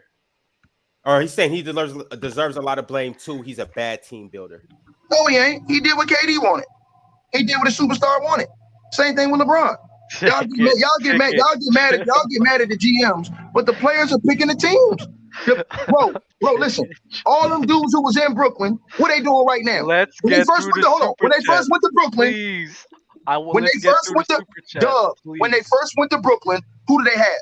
They had Karis LeVert, right? What he doing? Balling. They had Jared Allen. What he doing? All-star. They had all those guys. KD and them came and eliminated all that and brought in James Harden. What James Harden do? Nothing. I get you, Ticket. That's Let's the get fault. through the super chats, please. Oh, no, we don't get through it. I'm just saying, bro. You need to educate people. I feel you. Y'all got a lot of uneducated people running around these basketball streets, and I'm here to step on their ass. Ticket, I know we argue a lot, but it's nothing but love out here, bro. You feel me? Go ahead, Ron. Yeah, Destin Thorne chimed in with the super chat. He said, Ticket Unleashed, Thanksgiving will be a movie. Ticket, I got a question for you, and then Mars, I got a question for you. Ticket, I want to know, do you hate Mars, or do you just got smoke for him? I don't hate Mars. I'm just going to teach his little ass a lesson. Oh, man. Mars, do you hate Ticket? I don't hate anyone. I dislike him, but I don't hate him. Okay. You can dislike me. I don't dislike Mars. I don't have no ill will towards him. I don't dislike nobody, bro. It's YouTube, dog. You know what I'm saying? We talk basketball. Some of these dudes getting their little feelings and stuff like that because you cooking. But you know what? Guess what? Everybody run their mouth, but the room be packed when I'm in the building. Believe that. Wherever I go, that room gonna be packed. You understand what I'm saying? So if I don't know what I'm talking about, well, I must be the stupidest person in the world, because everywhere I go is jumping. Fire. Yo, can we get the likes up too, man? Please. Facts. Football Breakdown chimed in with a super chat. He says, as time passes, KD's rank keeps dropping. He hates Plummeting. He hates KD. Matthias Owalabi, he tapped in earlier. He said, I believe the Nets and the Lakers suffer from the same issue. Poor roster construction. They've spent more time pandering to their star players instead of constructing a competent roster. That's bad leadership. Drink more water with a super chat. He said players are shooting 32.2% from the field overall and only 41.7% from 6 feet and less when guarded by Giannis so far this season. MVP and Defensive Player of the Year incoming. If he does this for a second season, how far does he move up all time? I mean, I think if he wins a ring, I think a lot of people will move him up. I wouldn't say they will move him up just because of MVP and DPOY. I think everybody knows he's a regular season beast, but now it's how can that translate in the postseason. So I don't think that. What you mean? You already won a chip? The hell are you talking about? But people want him to win more. You think that if he wins an MVP and DPOY, they're gonna move him up higher? If he doesn't lose his second guy, he wins last year. No, that's fine. No, Ticket, that's fine. But we're talking about moving up in the ranks, right? Moving up on the all-time list. Is Giannis going to move up for you if he wins an MVP and DPOY? Yeah, I mean, listen, I think he's going to finish top 10 all time with his career. I agree. Even if he don't win another chip, I think he'll finish top 10 all time based off everything else. He got a chip. I'm not saying that I don't want to win no more, but I just think that he's that great, bro. He's not getting in the top 10 without winning another ring. I hate it. Y'all don't think there's too many cats in the top 10 with multiple rings. Curry's top 10 right now, and he just cracked the top 10 to me, getting his fourth ring. So I don't think Giannis getting there with one. No, he ain't. I don't think Curry's in the top 10. I don't think he's in the top 10. He got 4 rings. I don't think he's in the top 10. I don't think Curry is all time better than Shaq. I don't think he's better than Kobe. I don't think he's better than Kareem. I don't think he's better than Irvin Magic Johnson. I don't think he's better than Wilt Chamberlain. I don't think he's better than none of them guys I just named. Larry Bird. I don't think he's better than those guys. Tim Duncan. That's a fact. I just named you 10 guys right there that are all better than Stephen Waddell Curry. And look, he hasn't even been dominant in the league for over 10 years. He's had a 6-year stretch of dominance in the NBA. Mars, you disagree with some players that he said? No, he just didn't name 10, but I don't have Steph in my top 10 either, so it doesn't make sense. So hold on, how many players do that right there just named? Tim Duncan, 1. Name like 7 or 8. Kobe Bryant, 2. Michael Jordan, 3. That was Kareem Abdul-Jabbar, 4. Wilt Chamberlain, 5. Larry Bird, 6. Shaquille O'Neal, 7. Hakeem Olajuwon, 8. Magic Johnson, 9. And I'm putting him over Dream. Sorry. Oh, hell no. Hell no. 2 rings. So? Bro, my man got KD to get 2 more of his rings, bro. My man had to go get KD to get 2 more of his rings. Jordan was out of the league. My man had to go get KD to get 2 more of his rings. If they didn't go get KD, the Golden State Warriors are no more. They're irrelevant. You don't hear from them no more. Yo, L2. Yo, you spitting right now, Ticket. I'm not going to hold you. You can't talk without KD. Steph ain't shit. I'm with you there. That's over with, bro. Hey, look, that whole dynasty, that whole thing, that jig is up if they don't get KD. If they don't get KD, they break that team up. It ain't no $100 million man, Draymond Green, none of that stuff. That's all gone because they already knew it wasn't going to beat LeBron James. 100%. So cut it out. That's why they got KD for that, bro. That's why they was contemplating bringing KD back after they won the chip. Because look at him now. L2, I need to know, why do you have Steph over Dream? All right, he'll tap back in when his connection comes back. Was not in the league. Say that again. Start from the top. We couldn't hear you. Jordan was not in the league when Dream won his 2 rings. There's quite a possibility there that Dream has 0 rings if Jordan's in the league at that point in time. Okay. That's hypothetical though. He was gone. I mean, is Jordan your GOAT? Jordan is my GOAT. I got Jordan. I mean, like everybody falls to Jordan, and if you're saying he's the best player, like I don't think what is there to like how are you going to say, oh, this bad on Hakeem if he falls to the best? I don't understand that. I think Hakeem has a winning record against Jordan too. Hey, my man, I got to be honest with you, dog. A lot of people didn't even think Curry was better than KD at that time when KD was on the team, bro. I agree 100%. A lot of people were saying that. A lot of people were saying KD was the best player on that team, hands down. I just kind of KD came to that team extra hungry because he didn't have no rings at that point in time. He had to play the way he played, so he could solidify himself as a top player all time. KD had to kill like that. Right, but you act like they went on a three-peat, dog. They had won one chip and then they had lost in a savage fashion. And listen, if Curry and them was that gangster, they'd have just ran it back with the same team. They would have said, you know what? Was it a savage fashion, or did LeBron really, kind of finagle his way to win that series? No. All right. Okay. So let's say you're right about that, right? So why not run it straight back with the same guys? The Warriors had the same guys. They could have ran it straight back. They didn't want to. They didn't want to run it. Who's going to decline adding KD to the roster? Nobody. No. I'm saying they ran and got KD because they knew that they could not win again without that. Them dudes figured out the formula, bro. They figured out the formula to beat the Golden State Warriors, and the Warriors knew they wasn't winning with what's old boy's name that played for Sacramento now that they had over there? Harrison Barnes. Harrison Barnes no more. It's a wrap. It's over with, dog. That's why. Listen. That's why they was entertaining going to get KD now. Who's going to decline adding KD to the team? I'm telling you, they ran. No, you're not hearing me. I'm not saying, bro. My man, they ran and got KD. It ain't like KD went over there and said, "Hey guys, have me." No, we want you. We need you to come over here and help us. So what about this last ring, though? What about this last ring? So you think the Warriors went to get KD because they couldn't beat LeBron? Yes, bro. Listen, if the Warriors thought they could beat LeBron, them dudes would have ran it straight back. They would have said, "Look, we coming back with Dre. We coming back with Iggy. We coming back with old boy Harrison Barnes. We gonna run it straight back and beat them." We was up 3-1.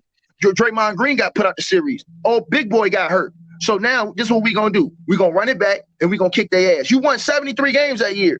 You broke the record. So why you got to go get KD? Because they knew they couldn't win no more. Point blank. But they just won. They just won a ring and KD just got swept. So what's that mean? KD doesn't go there. No. So why they want to trade back for KD? Why was they entertaining trading back for KD then? Because it don't matter. It don't matter. They just won. No. I'm saying to you. Right. I'm saying you're right, homie. I'm saying you're right. They won the chip and KD got swept. So why on God's green earth would they entertain going back to get KD? You know why? I don't even got a team. I don't got a team. I'm not a GM. I'm not a GM in any team. But when I heard KD was wanted to be traded, I was thinking, how could I get KD? Everybody wanted to get KD. I'm saying, hold on. This is what I'm saying to you, right? I'm thinking about the psychology, bro. The Warriors just won the ring. They told the world, the owner, they didn't even expect to win the ring last year. The owner said they got lucky and won the ring. They didn't even think they had a good enough team to win, right? They didn't. The Nuggets were hurt. But watch this. And they got a lot of breaks during that run too. Injuries, things like that. So watch this. So they're analyzing that. They're seeing that broke knee Kawhi was supposed to come back. They're thinking the West and the NBA overall is supposed to be tougher this year. So they know Ja and Memphis are coming back. They know all those other teams are coming back. So you know what they're saying? They're saying, man, we need to guarantee ourselves to get more chips while we got Steph and Clay here. Because these young guys, they not really ready to do it like that yet. And you're seeing that. That's why but they didn't trade for him. They didn't pull the trigger on that. Oh, so that's because Brooklyn didn't want to do the deal. That ain't because of them. That's because Brooklyn didn't want to do the deal. What are we arguing about now? The point, hold on. Here's the point right here, bro. KD again.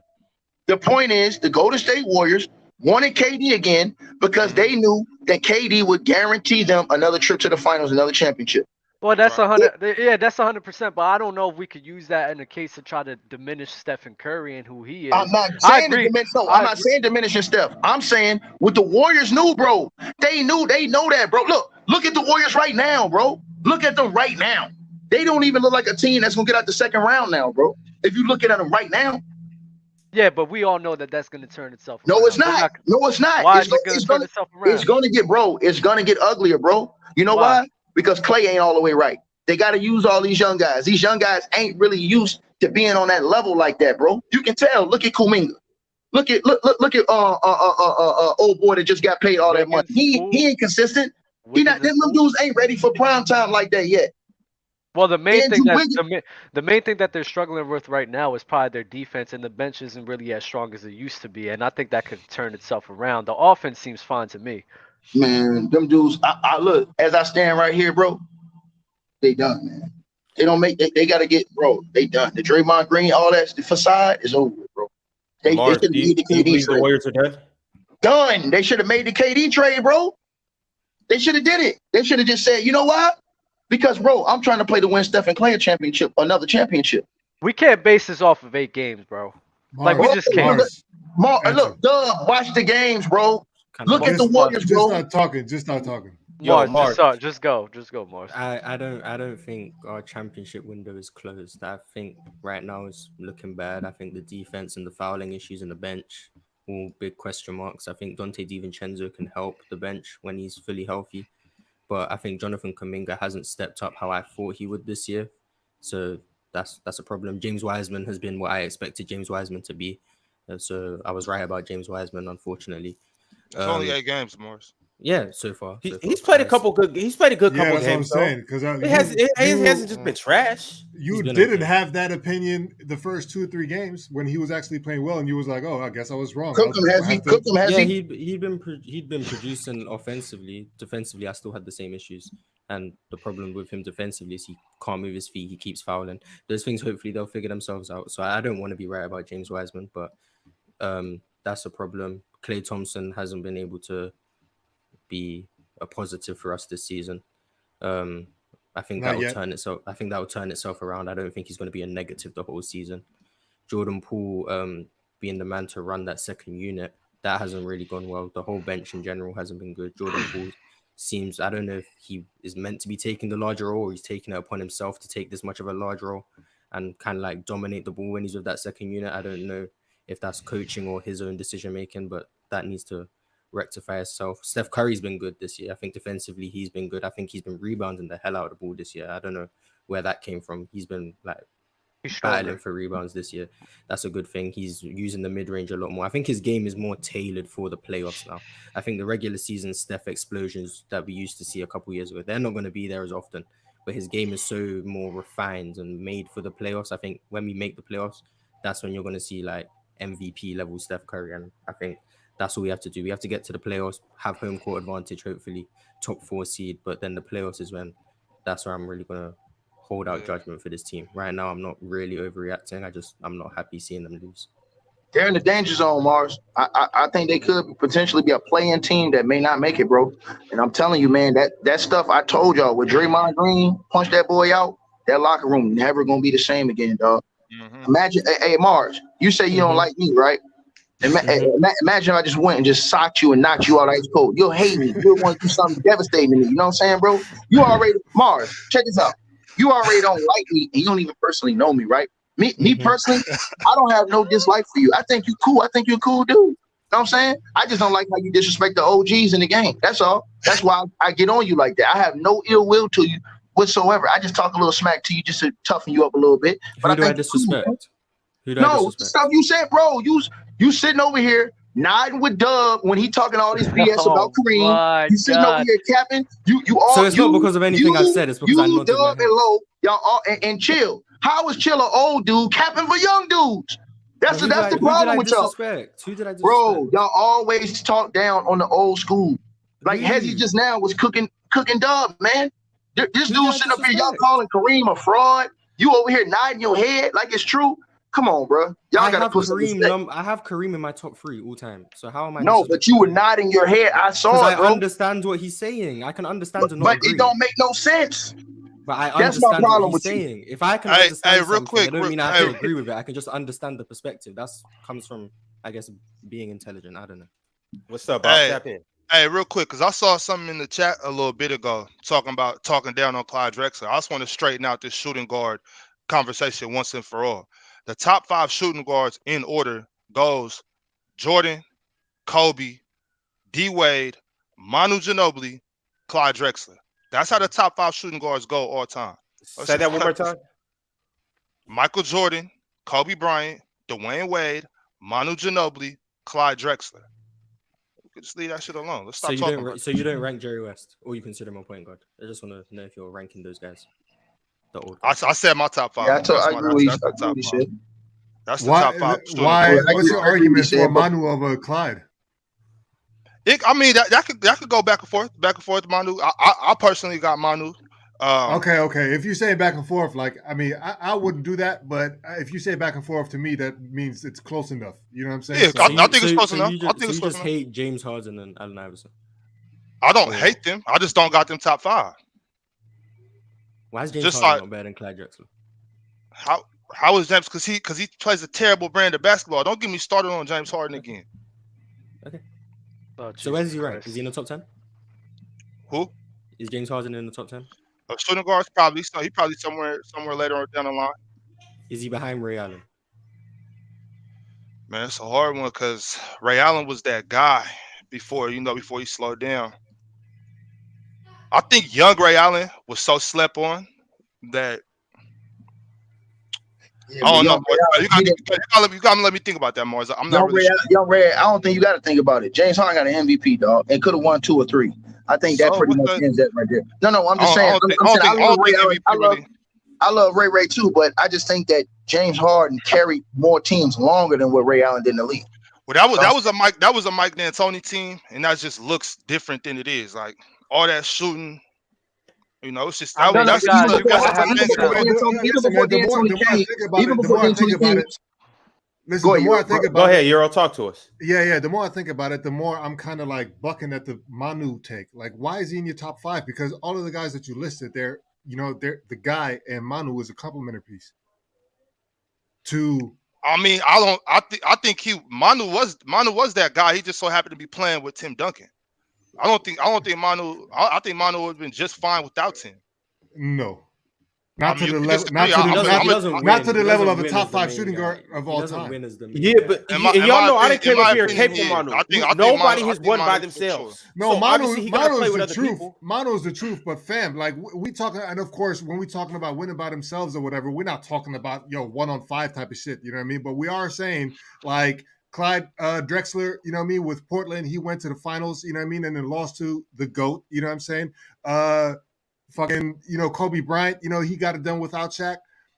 And just, we can just go down the line. Manu Ginobili, fam, Yeah, Manu you Ginobili. think that he could have went to the finals in the era that he was playing without Tim Duncan? If he had a solid team, now it depends on who he has with him, obviously. But if he was on a solid team, I think Manu could have carried the team for sure. Yeah, Holy Manu's in my shit. top 5. Manu's in my top 10, but top 5 is tough. That's tough. I understand where you're coming from. I think Manu, if he didn't ever come off the bench, as great as he was coming to the league, he'd probably been like a 24, 25-point game scorer.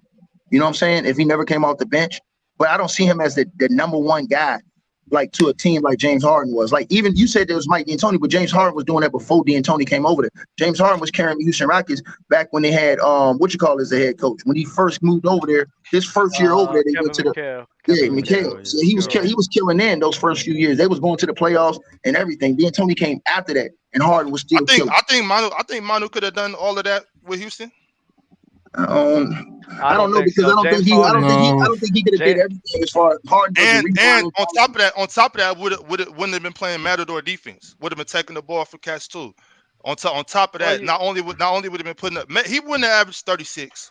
I'll say that. I don't think he would average 36. I don't think so. And he wouldn't have caused problems for the defenses like that, putting them in foul trouble and shit like that, the way that James Harden be doing. Oh man, them flopping and shit. That's what you're talking about. No, well, hold on, no. Manu, you talking about coming through like this? No, I'm talking about regardless. James Harden is being awarded free throws off of that. You know what I'm saying? So, and he's getting like the other team in foul trouble. They have to like account for that on the defensive end. I don't think it as potent as Manu Ginobili's offense could be. You know what I mean? The way Manu used to go to the rack, he getting fouled. Yeah, for sure he's getting fouled, but he's not to the same level of a James Harden. And that's why he wouldn't have averaged 36. Okay, I can see that. He wouldn't average 36. Yeah, but it's not. Yeah, but it's not just about the averaging points. It's about what you're doing to the defending team. What about the defensive end of the ball? What about him playing defense compared to James Harden playing defense? If Manu's taking more of an offensive load, his defense isn't going to be as good as it was on the San Antonio Spurs, especially if it's not on the same type of system. That's a cop out. That's a cop out. That's not a cop out. You're asking to put put up cop-out. 20. You've had some have That's a 25 cop-out. points for. How's that a cop out? That's That's a fact. habitual plea copper. That's a cop-out, bro. Because you're assuming that he's gonna be close to James Harden and Because his you offensive capabilities, you but assume I hate it when y'all come up here and do that. Oh, if he scores the ball, he's gonna be too tired to play defense. Man, he's a professional athlete. What are you talking about?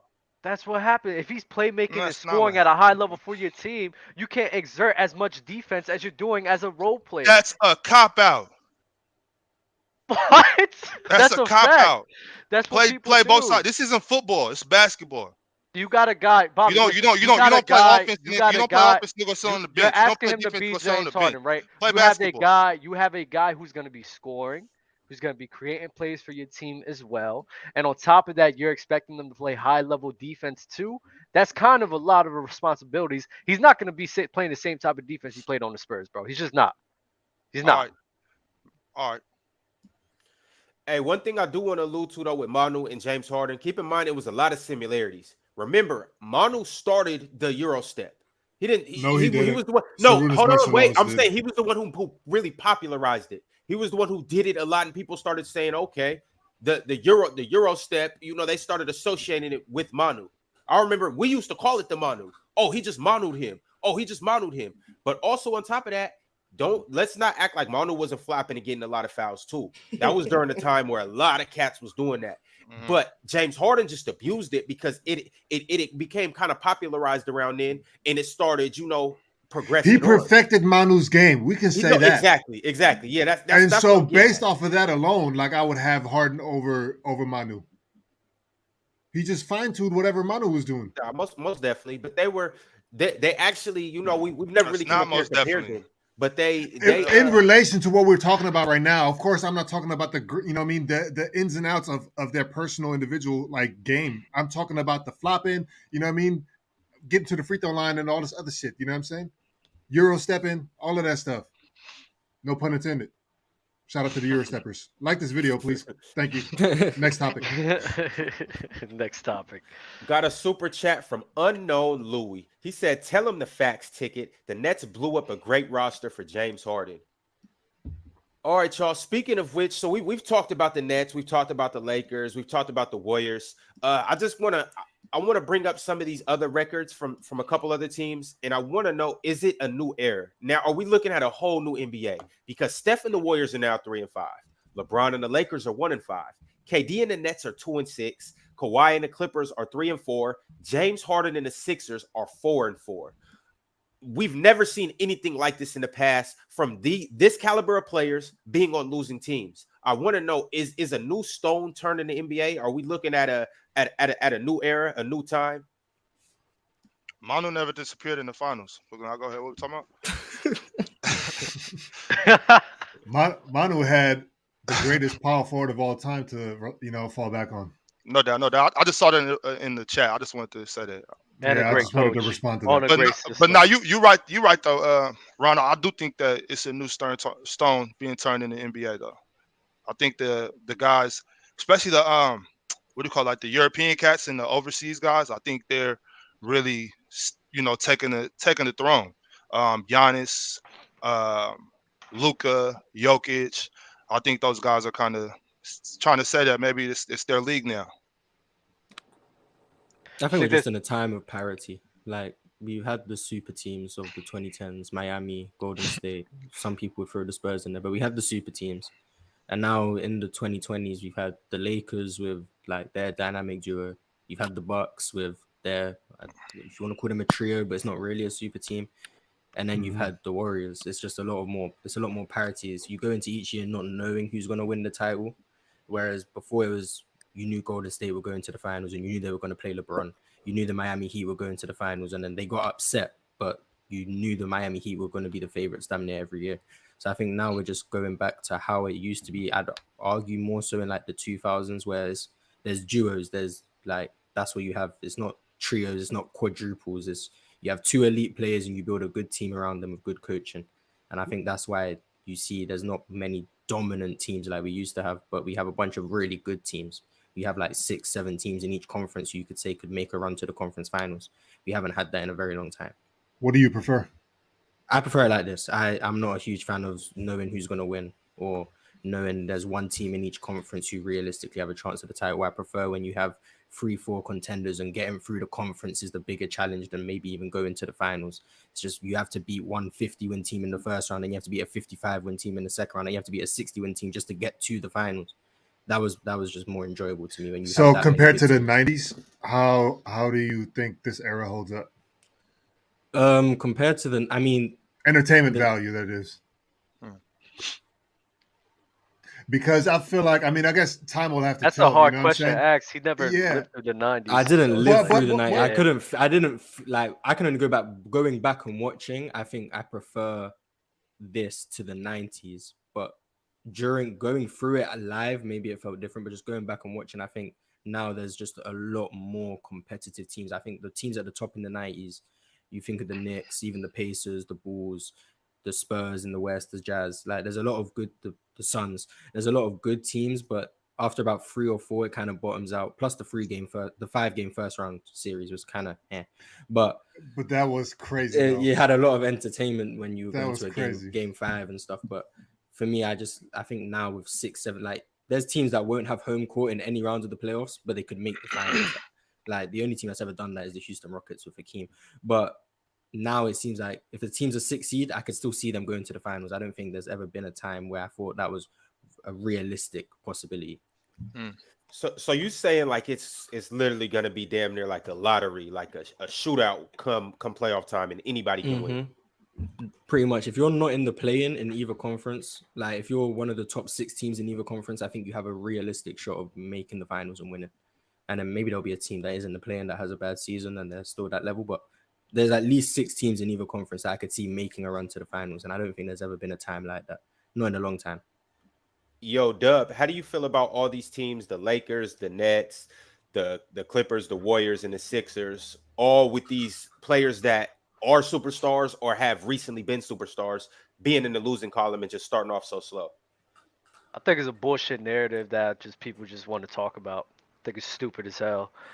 Because if LeBron James was on a good team, his team was winning, you wouldn't have this. If Kevin Durant, Kyrie Irving was on a good team and you guys wouldn't have this narrative. It's just a dumbass narrative that people are just talking about.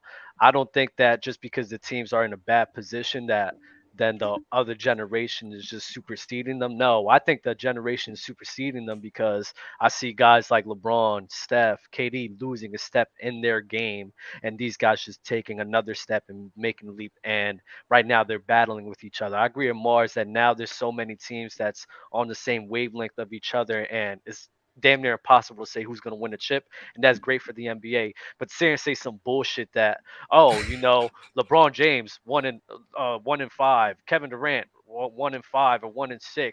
Oh, the generation is taking over. No, fuck out of here. That's dumbass shit. Because now you're telling me is if those guys was in winning situations, you wouldn't have painted this narrative. You wouldn't have painted this picture. It's the dumbest shit I've ever seen.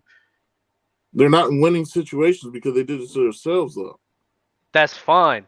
That's fine, but it has nothing to do with their talents as a player. Has nothing to do with their talents as a player. Just have everything to do with the team not being successful. Fuck that shit. Their talents as a players, they're diminishing, and everybody else is taking leaps, and that's why the other generation is coming forward. It has nothing to do with win and loss shit. Has nothing to do with winning and losses records, bro. So are you saying that they're getting worse as players, or are you saying that they're on bad teams? I think that they're on bad teams, but I do think that they're losing a slight step in their game. But to sit here and say that the other generation is taking over because they're on a bad team is dumb to me. Talk about how they're losing a step in their game apart from them in a losing situation, so then they're not the same. That's dumb to me. That's stupid to me. I agree. Anybody else want to chime in? I just find it funny that we all knew that the Warriors were going to be good this year. We knew that the Clippers were going to be good this year. You guys came up here and said the Sixers were going to run the East. And now all of a sudden, these teams are not playing all that I think that was just me. I think I'm the only one on the Philly train. Yeah, nobody had faith in Philly. Yeah, that's a lonely train. But yeah, because I ain't say shit about Philly except for Harden for MVP. Embiid. Philly, Warriors, or Clippers, though. Nets and Lakers too. It was somebody up here in one way capacity had one of those. Yeah, but we teams didn't know being great. Kawhi wouldn't be able to play basketball. No, that's true. We But assumed he'd be load managing, but we thought he'd play more than one game. Even outside of Kawhi, though, the Clippers aren't a terrible team. Like, obviously, Kawhi puts him over the top, but the Clippers are still a decent team without Kawhi. You know, I was watching, I think it was JJ Redick's podcast, and Donovan Mitchell was on there, and right after he, got picked up by the Cavs, and he was talking about just the hump that the Jazz were facing in the playoffs that they just couldn't get over, and it just festered, and they just had no belief that they could get to that point where, you know what, finally we over this hump, and now we can actually focus on Western Conference Finals, the finals potentially, whatever, you know what I'm saying?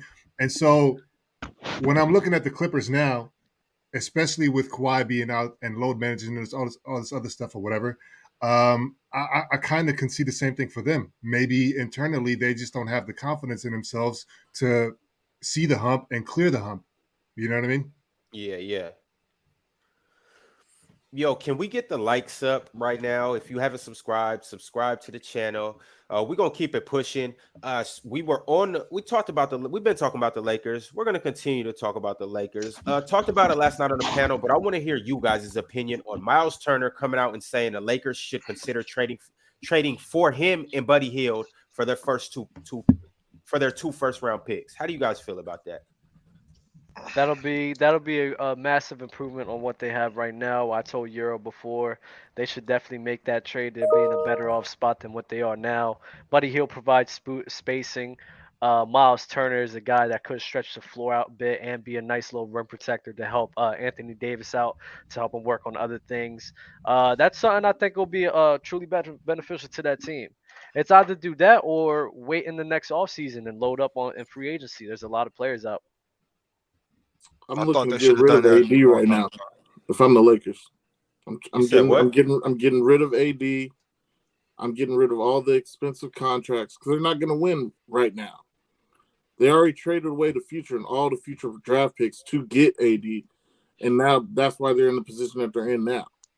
You gave up all the budding talent that they had, all the draft picks in order to get AD, and it added to you got the ring in the bubble.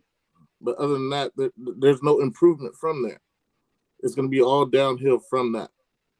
So then what do you do with LeBron? You get rid of him too. See, and I don't agree. As many draft picks to rebuild. I don't agree with that route because, like I said before, after this year, they're clearing up a lot of money because of Russell Westbrook's no longer going to be there. So if the goal is to win a championship, to win a title, it's best to ride with the guys you have now who are still top players in the NBA and revamp in free agency. The main reason they really can't do anything this year because that contract with Russell Westbrook is brutal. It's $47 million he's getting this year, which is ridiculous. Once that clears up, you're going to get enough money to get role players, get enough players to get guys to complement LeBron James and AD to sit here and make a playoff push. I don't think that you should just trade LeBron James and AD and just give up on your championship aspirations. Can you say that with certainty, though, that Russell's going to be out of there? He's an unrestricted free agent next year. They're not re-signing him. Oh, okay. That's what you mean. Yeah. I thought you meant like them trading him. No. After this year, he's gone. He's an unrestricted free agent. This is the last year of his big ass contract that he signed on OKC.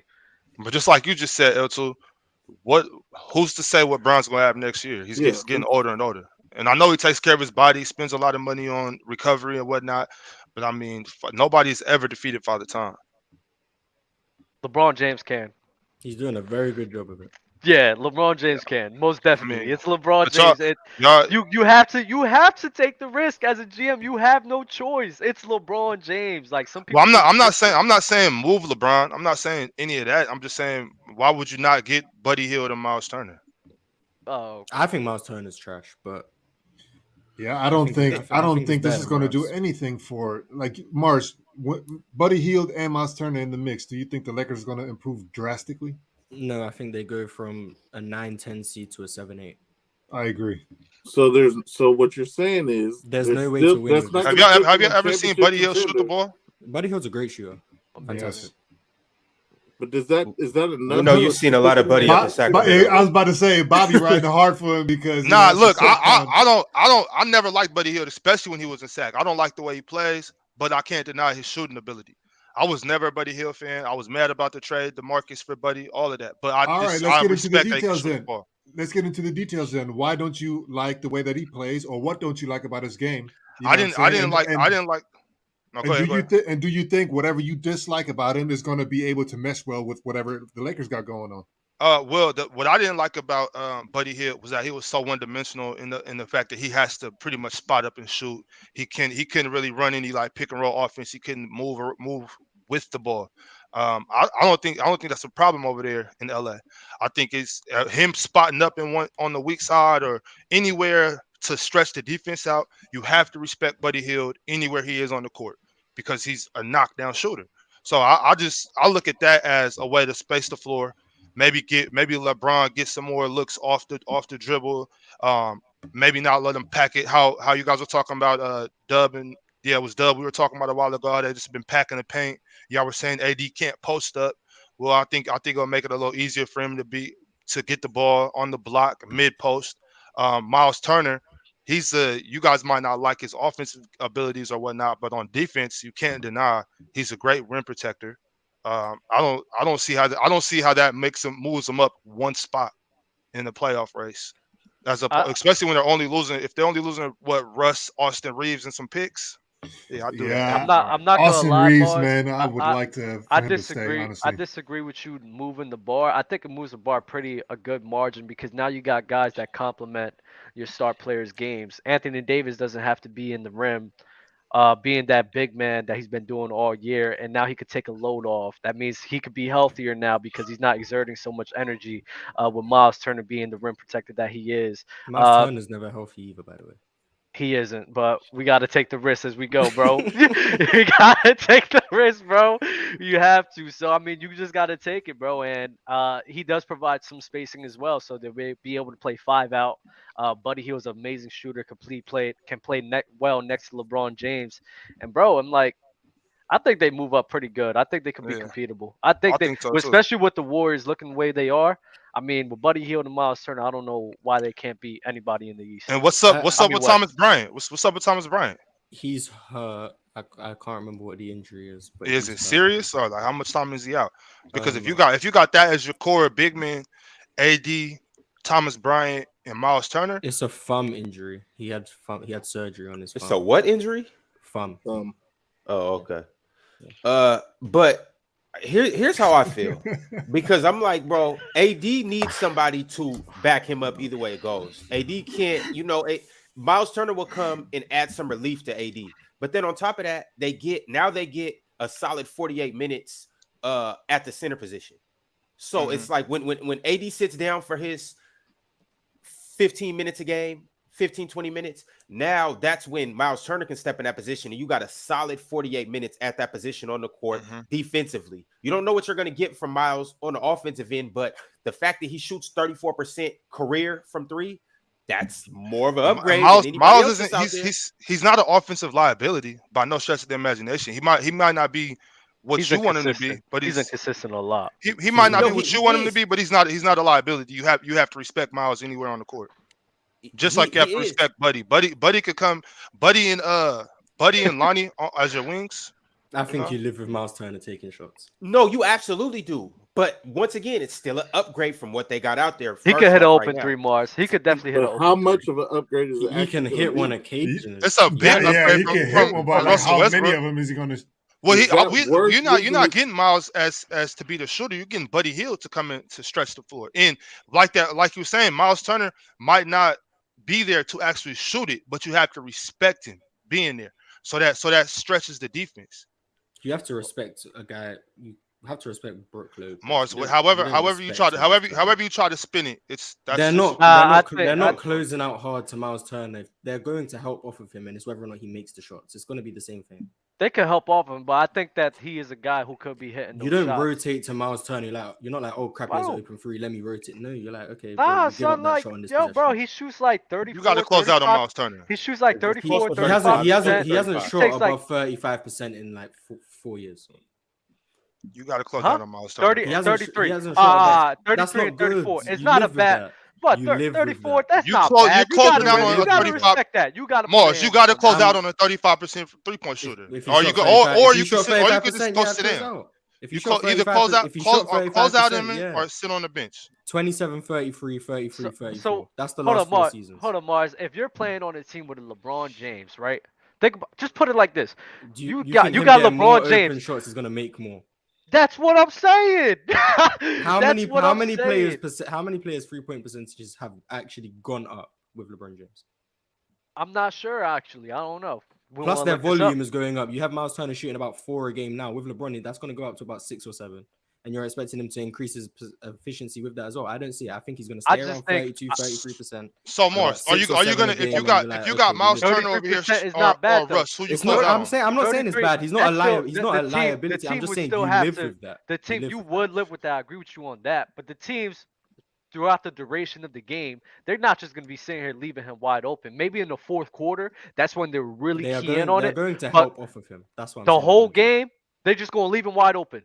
They help off of Brook Lopez. Okay, for the but same if you reason. They if gonna you have leave a if him wide guy you that's open, bro. dominant at the rim like LeBron and AD, you help off of guys like Miles Turner. You help Mars, off of if an you Austin if you got Reeves, if you you got a help guy off of like those if you guys. got a guy like LeBron James with the ball and you're helping off of Miles Turner, if Miles Turner cuts to the rim, LeBron James is giving him that pass. That's an easy dunk. Like you just got other options. It's not basketball's not one dimensional. That's what you said about Russell Westbrook doing the same thing. And the But issue will be this, the same. but There's you too actually many have people at the rim but you to actually have to make close that. out on Miles Turner as opposed to Russell Westbrook. You goes out short to Miles Turner. It's the same thing. All right, bro. I But understand you Miles don't play Turner can basketball. hit the I know shot. you wouldn't understand it. Miles Yeah, Turner, he can hit it, but you're not hitting it at a rate. Mars, I knew you wouldn't understand it. Mars. like I think you're just under. I think you're underrating. They're not just gonna be like, you know what? We just gonna let him shoot all of that. Pay attention to somebody here. What the hell? Going Hey, Stop, listen, bro. I'm just saying, do you close out? Do you close it on? do you close out Miles Turner? It was hard to Miles Turner. You didn't run him off the line. That's what I'm saying. You didn't do that. That's the point, guy. To sit here and at least provide that sort of attention. So now you're having a little more space for LeBron James and AD. I think that's If you think that a little bit more space, it's not just him. It's not just yeah, him. I It's think everybody they could bro. be 7 seed if they do that trade. I just don't see them. They got high level defense right now. They're playing great defense. Now they're getting the exact thing with a little bit. Since you want to be technical a little bit, and then he's going to give LeBron James the AD more He space was to a work. unit. So when the runs not on the floor, who's running the offense? Because I'm not trusting Kendrick Nunn. Shit out. He's trash. Yo, hold Pat on. Beverly, Pat Keep Bev- in Pat mind. Bev won't be back. Keep in mind. No, Dennis run a Schroeder's unit, gonna be coming back. Let's not forget about Dennis. That's even less spacing. Dennis But you're is- running the second unit is not bad. Maybe we'll see. I don't see it. I see a 7 seed at best. So you think giving up them 2 picks is going to be worth being the 7th seed in the playoffs? No, I think they should blow it up as well. I think LeBron, AD, keep Russ for this year, get as many picks as you can, and just rebuild because you're not winning with LeBron and AD, in my opinion. Anymore. What if they got LeBron, AD, Kyrie, Draymond, possibly? How could they afford all that? They could make Losing Russell happen. Westbrook's contract doesn't just make them afford everyone. Well, maybe Draymond will be on the discount after this season. If they could keep get playing this bad. if they could get LeBron, AD, and Kyrie, and then get complementary pieces around that, maybe Buddy Hield stays. Mhm. Then yeah, maybe that team can contend next year. I just highly doubt that happens. So I'd blow it up. I think it'll happen. LeBron could Whatever they do, I think they need to do something now. I don't especially think they to should Los wait till the Angeles. offseason. This What did they season's take? over. They can't do anything, Bobby. Yeah, that this season's contract- done. That This is a contract throwaway is season. way too much money, bro. They cannot. They literally cannot do anything. Are we lagging? It was. They said it was. They said it's better now. Oh damn. We was lagging that whole time we was talking about Miles For Turner and like Buddy Hield. they've been saying that for like the Good, past because probably nobody's 30, trying to hear 45. that shit. Miles Yo. Turner's mid. Miles Turner's mid. That's what I meant. Damn, bro, that's crazy. I Yo, think so what's crazy, y'all expect everybody like to be a superstar. Like you can't have every team in the NBA can't have 15 superstars. Like some people aren't as good as everybody's not LeBron, so you got to accept Yeah, that. no. The You know, point is, we see that. You know what I'm saying? It's for me, like we see that, but the way that you're making it seem like is like that person that is quote unquote not a superstar, as you just described or whatever. hmm Don't boost the team that's trash up to be, now in the middle of the conference seating. Like, I mean, excuse me, playoff seating. Like, I don't see that. Well, I sometimes there could just be a missing piece of the puzzle. You feel me? I think right, that's right. something that's a missing piece. Like, look at PJ Tucker. I'm gonna keep saying this shit. A guy who's not really this crazy ass star, and look where we're at now. A role player who drastically changed the direction of our team. Okay, Sometimes it so do should you just be a think a fit. PJ Tucker Great impact is as example. Great much as a example, Joe. Miles Turner impact? It's Miles Turner and Buddy Hield, bro. It's two people. I think that complements what they have going on greatly. How much of Amazingly. an impact I is he agree. making I with the I agree. 4 and agree. 4 though? I agree. I agree. 17. Nah, that's 7. Thank you, Mars. hey, Tell him. the Lakers are scary with those Especially, two. especially with Anytime you face a everybody. Bron and AD team is scary, and then when you got a guy like Buddy that's sniping on the other end, Buddy can get hot and go for 30 on any given night. Then you got another dude like Miles Turner. Keep in mind, Miles Turner's still getting better. Dude's relatively young. He's still getting better. You get him next to AD, maybe he picks up a couple things from AD. And so now his game can continue to evolve too. Braun actually being the playmaker that he is, Russ, Dennis Schroeder, they might get him some easier buckets that he hasn't necessarily got with the Pacers. And And then on go top ahead. of that, let's not forget this. A lot of the teams in the West right now does not look great. The Warriors aren't as great as we thought. Mavericks, I think they're good. Suns is alright. The Wolves isn't as great as we thought. So there's a lot of teams struggling. So to sit here and say that the Lakers couldn't just supersede those guys, I don't think it's far fetched if you add those role players. When are you adding them? Are you Who assuming they do the knows? trade today? I need them to do the trade today. Because the longer it goes on, the less chance they have of getting out of that Man, 7 seed, like I said.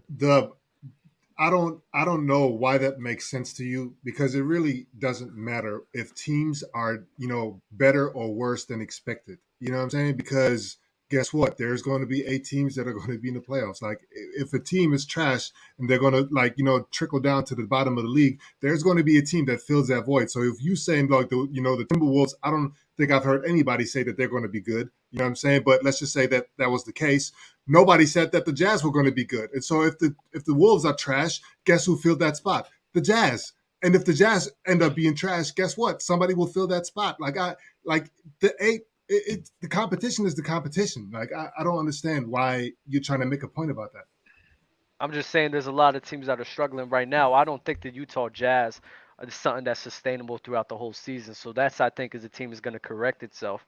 If they don't, they don't. I mean, I just don't have faith in that though. And I think the Lakers could be one of those guys to fill in that void if they make this trade. Even Suns, without making the trade, I think the Lakers aren't going to be as hold bad up, hold as up. we This think they are. fucking guy. Suns look great right now. Dub doesn't even watch the game. No, duh. That's why I didn't even say their name, stupid. I didn't say their name, stupid. That's why I didn't say. I said the majority. Duh. Use your fucking brain. Duh. All right, I got People a just new love topic. being on somebody's scrotum, son. Euro, I'm coming straight to you with this topic because this is something that you alluded to prior to this episode. So the NBA is considering upping the spending limit for teams to restrict how much money teams can spend on players amidst the Warriors, going over the cap with their $214 million roster cap. The league's proposing actually a hard cap where teams, they can't exceed this limit. How do you feel about this? I What mean, about what's the repercussion? Like, what happens after that if they do? Like, it's just a hard cap, meaning like they can't, like, you just can't spend that much money, and that's it. Yeah. What do I think, man? Like, I mean, if they think that's going to fix something, then have at it. I just think that's going to be a nasty few years with all the players making all this money or whatever. I think contracts is going to look a lot different. I think that has potential for a lockout. You know what I'm saying? Mhm. Like, until there's some balance to the force that's being that's going to settle in. I don't honestly. I really don't care what they got going on. I'm not. You know what I mean? Like, What do it. about Don't do it. I don't give a fuck. what about the teams that like? What about if you drafted the player though? Is that like if the Warriors is that gonna affect them too? As far as is there different rules for free agents from other teams as opposed to the players that you drafted being able to pay them more? Because that's not fair. I don't think you should penalize teams for drafting correctly. I agree with that. Yeah, and it says I'm not sure yet. This just came about, but it said the proposal has been met by firm resistance by the NBA Players Union, to the point where the union is actually considering a non-starter in the discussion. So Like I said, this yeah, sounds like yeah. a lockout. You know what I mean? So, I mean, anytime. Here's the thing, man. I've said this. I don't know how many episodes ago, but I think if you work in an industry where there's a salary cap, the employees are underpaid. Period. If they can cap how much you can, like, if they can cap your earning potential, you're being underpaid. I don't care how much money you make. You know what I'm saying? And so now they're talking about like taking that down even more. And you know what I mean? Like as a player, like I would be tight about it too. For So real. so wait. No, never mind. No, I'm not. So wait, you're mad because they're trying to lower the cap for players to get paid? Ron, what does that mean in layman's terms? Because maybe I'm misunderstanding. I'm lost too. I don't know. So you're saying that the NBA is trying to limit how much money each team can spend, because Yeah, if a team has all this money and then like a smaller market team doesn't have as much money, they can't afford all of these players or whatever. And so what that prevents is having all of the good players, you know what I mean, with only the top teams or whatever, and then the rest of the league will be trash. That's what they're trying to prevent. They're trying to have a equal playing field so the Yeah. competition is equal across the board. That's what they're trying to do. Yeah. Wasn't Well, that the you're point of the luxury tax? Huh? Wasn't that the point of the luxury tax? Same thing. Tax these Yeah. teams that are spending all this money. Well, Yeah, the for luxury sure, tax but is it's the not. But it's soft not cap. working though. But it's not working though, because you can just eat that tax if you have enough money, Yeah. and then you can just buy all the players that you want. You know what I'm saying? And so that only benefits again the team with the biggest pocketbook. well, y'all isn't it percentage based? Like like the cap would be not like a certain amount. Like it wouldn't be like 500 million. Wouldn't it be based upon how much money they're bringing in? So that's all. I'm saying that as a combat when you were saying that they'll be underpaid, which I understand. I understand that. I do feel the same way. If you put a cap on what you can pay your employees, then they would typically be getting underpaid. But if you do it in a percentage base to where all the players still get this percent of whatever the money's coming in, isn't that a way to combat them being underpaid and still having a hard cap? The money coming in for what? The money that they generate off of jersey sales and all this other shit.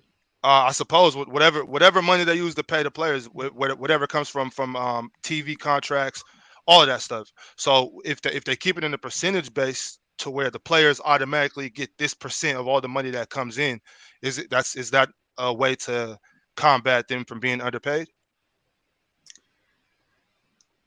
I don't know. I don't know. I don't know. I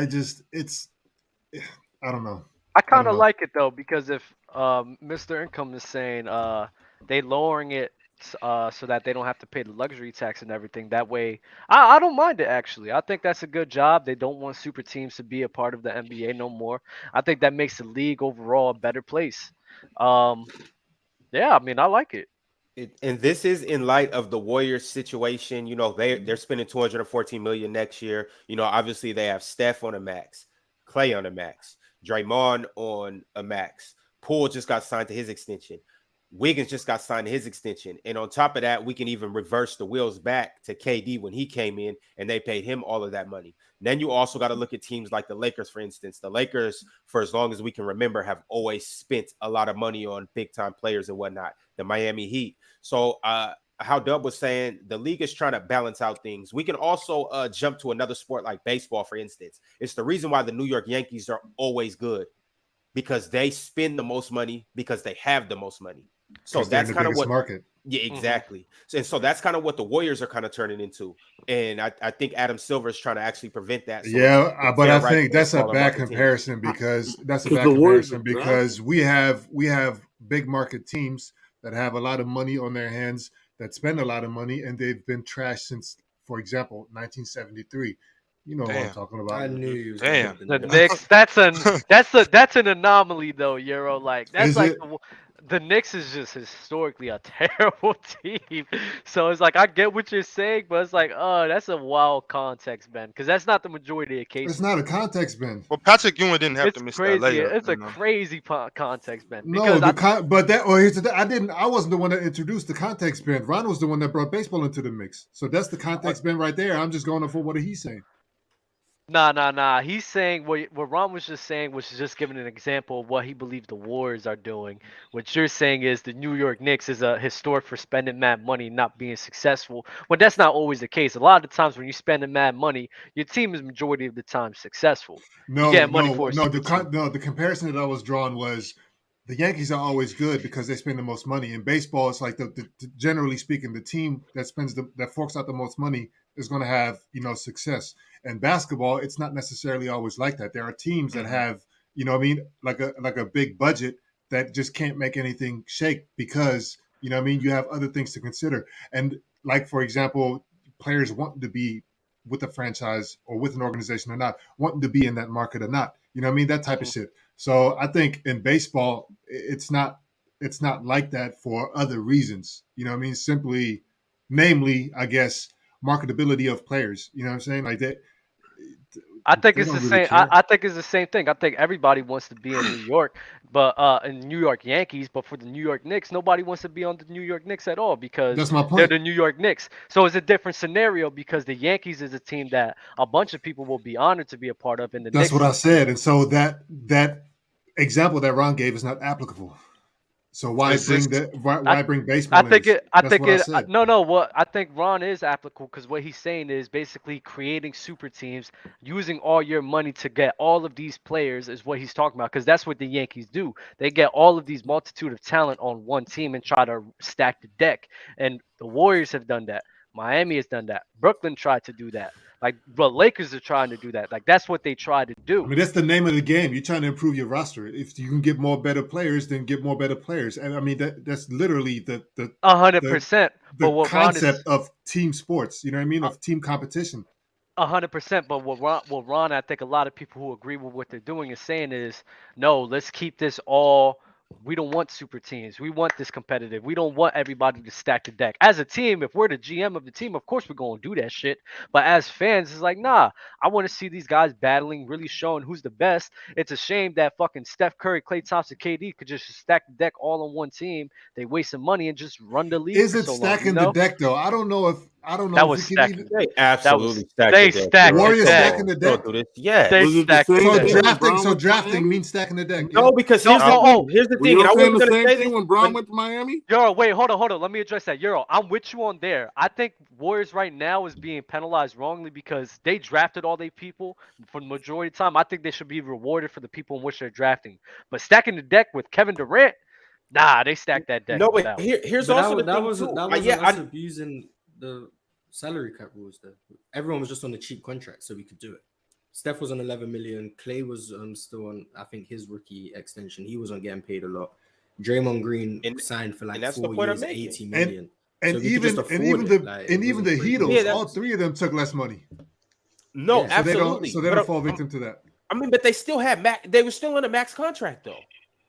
So I mean, whether they took less money or not, they still went over the salary cap. But the thing about the Warriors too, though, is they drafted all those guys, and kudos to them. They did an amazing job. But if it was a salary cap, they would have had to make some decisions. Either Poole wouldn't be there or Wiggins wouldn't be there right now. Draymond might not be there. They would have had to do some different things. So their team wouldn't be as complete as it is right now. When you have a salary cap, you can draft all those guys, but when those draft picks do come to fruition and become the players that you expected them to be, now you can't pay them. So now when they're a free agent, they might not consider coming back to your team for less money. They might be like, I'm gonna go play over there in this market because they have more money to pay me.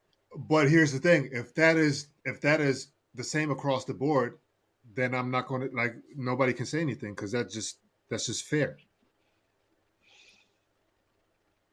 If every team is subject to that, to the same salary cap, you know what I mean? Like that, I don't see an issue. I mean, ideally speaking, in practice, it may be completely different. You know what I mean? Like it may turn out to be because owners and like all this other shit. They're trying to find loopholes and to gain an edge. That's just what it is. You know what I'm saying? And so we don't know what this actually is going to look like in reality. But in terms of on paper, let it be fair. Are the owners doing this trying to like get kind of revenge on players like James Harden, Anthony Davis, cats that were kind of pulling rank and sitting out and stuff? Are the owners just trying to get some get back for that? Or I don't know about revenge, but I do know it's two entities, right? It's the players and it's the owners, and Right. the power rests only on one side of the spectrum always. You know what I'm saying? Right. And so if it's with the players now, when it was with the owners before, Mhm. it's in their best interest to have it on the other side now. It's just a tug of war. It's just a matter of life. 50 years from now, this shit is going to reverse again. Yeah. Most definitely. Yo, and by all means, I'm not implementing the rule, and I don't even know if it's going to be implemented. I'm just saying what I think that they're trying to do. I'm not saying that it's right. Like the Warriors did what they were supposed to do. They drafted great players, built them players up, made them better players, put a roster around them with other free agents that made them a championship caliber team. They built a dynasty, more or less. So it's like they did what they're supposed to do, but at the same time, would they have been able to do that with a hard salary cap? I don't know. People are just trying to nerf the Warriors for no reason. I mean, think you know how possibly. that usually goes. When a team's so great, they'll adjust, rules to balance out the playing field. A la, it's a different scenario, but it's something similar. Kareem, when he was dunking and dominating the league, I know you guys might not want to hear this, but remember when they took the dunking rule out and they wouldn't allow Kareem to dunk, they tried to even out the playing field. Something similar to that. I just don't agree that. I think if they were gonna do this, they would have done it on a different team. I think you should reward the Warriors for being able to draft and keep all of these guys for a very long time. I think it's just weird that the Warriors is gonna get a punishment for that. Yeah, I don't like how Euro said though. I don't think it's gonna happen. I think the players' union is gonna fight this tooth and nail, and I don't think they're gonna let this get off the ground. There's going to be a lot of changes coming in the NBA soon, especially with expansion coming, new collective bargaining agreements, all types of stuff. So it could come. And And then that's if it soon, does right? It's happen- like within like next year, right? I think it's 2024. Or maybe If it 2023, does happen, they're gonna have something to where your drafted players are exempt. Like if you players, it's not gonna be the same rules applied. They can't do that. yeah, well, we'll just have to see. And also, Royce, you brought up, a new TV deal and whatnot. I seen something else in the in the news and in the rumor mills that Apple is considering putting in a major deal to start being able to stream NBA games. Apple and Amazon actually. So that's something we're gonna have to watch out for. I know ESPN and TNT in regular cable channels they get those games. ABC, well, ABC is ESPN. But now these streaming services are trying to make trying to Don't make a forget- bid, and it's big money involved in that. Don't forget Google, because YouTube TV was hosting the bubble Finals. playoffs. Yeah. Yeah, that's true. Yeah, so it's going to be a big shift in the way that we watch the game as well over this offseason. So keep your eyes peeled to that as well. Moving along, kind of want to talk about Luka a little bit because he is the first player since Michael Jordan in 80, 86, and 87 to score at least 30 points in the first 6 games of the season. Is Luka on a tear right now? He's taking all the shots. He's the next coming. You're gonna score that many points when you do everything on the team. It's part of how it goes. James Harden was doing similar numbers. When you control everything, you're gonna score that many points. It's 48 minutes in the game. It's not a surprise. I mean, credit to him because you still have to be a great player to be able to do it. But it's going to happen when you control the game this much. They're 500. What did I say last episode? If Luka goes off, the Mavs What? are not. Oh Yeah, my God. you can't win playing this brand of basketball. This heliocentric, one player do everything. You can't win doing it. LeBron was doing it in the early years in Cleveland. James Harden in Houston. You don't win. No one wins doing this. No one ever does. But the No one numbers look ever. great. So people like, I'm not gonna say Luka's overrated, but people value He is though. when players do stuff like this in this heliocentric role where they get high points, high assists, high rebounds because they're literally controlling every aspect of the game. People tend to overvalue how good they actually are when Like it's Dub. really just a product of situation. I'm Dub been I'm getting not. high, whatever Luka is No, passing him.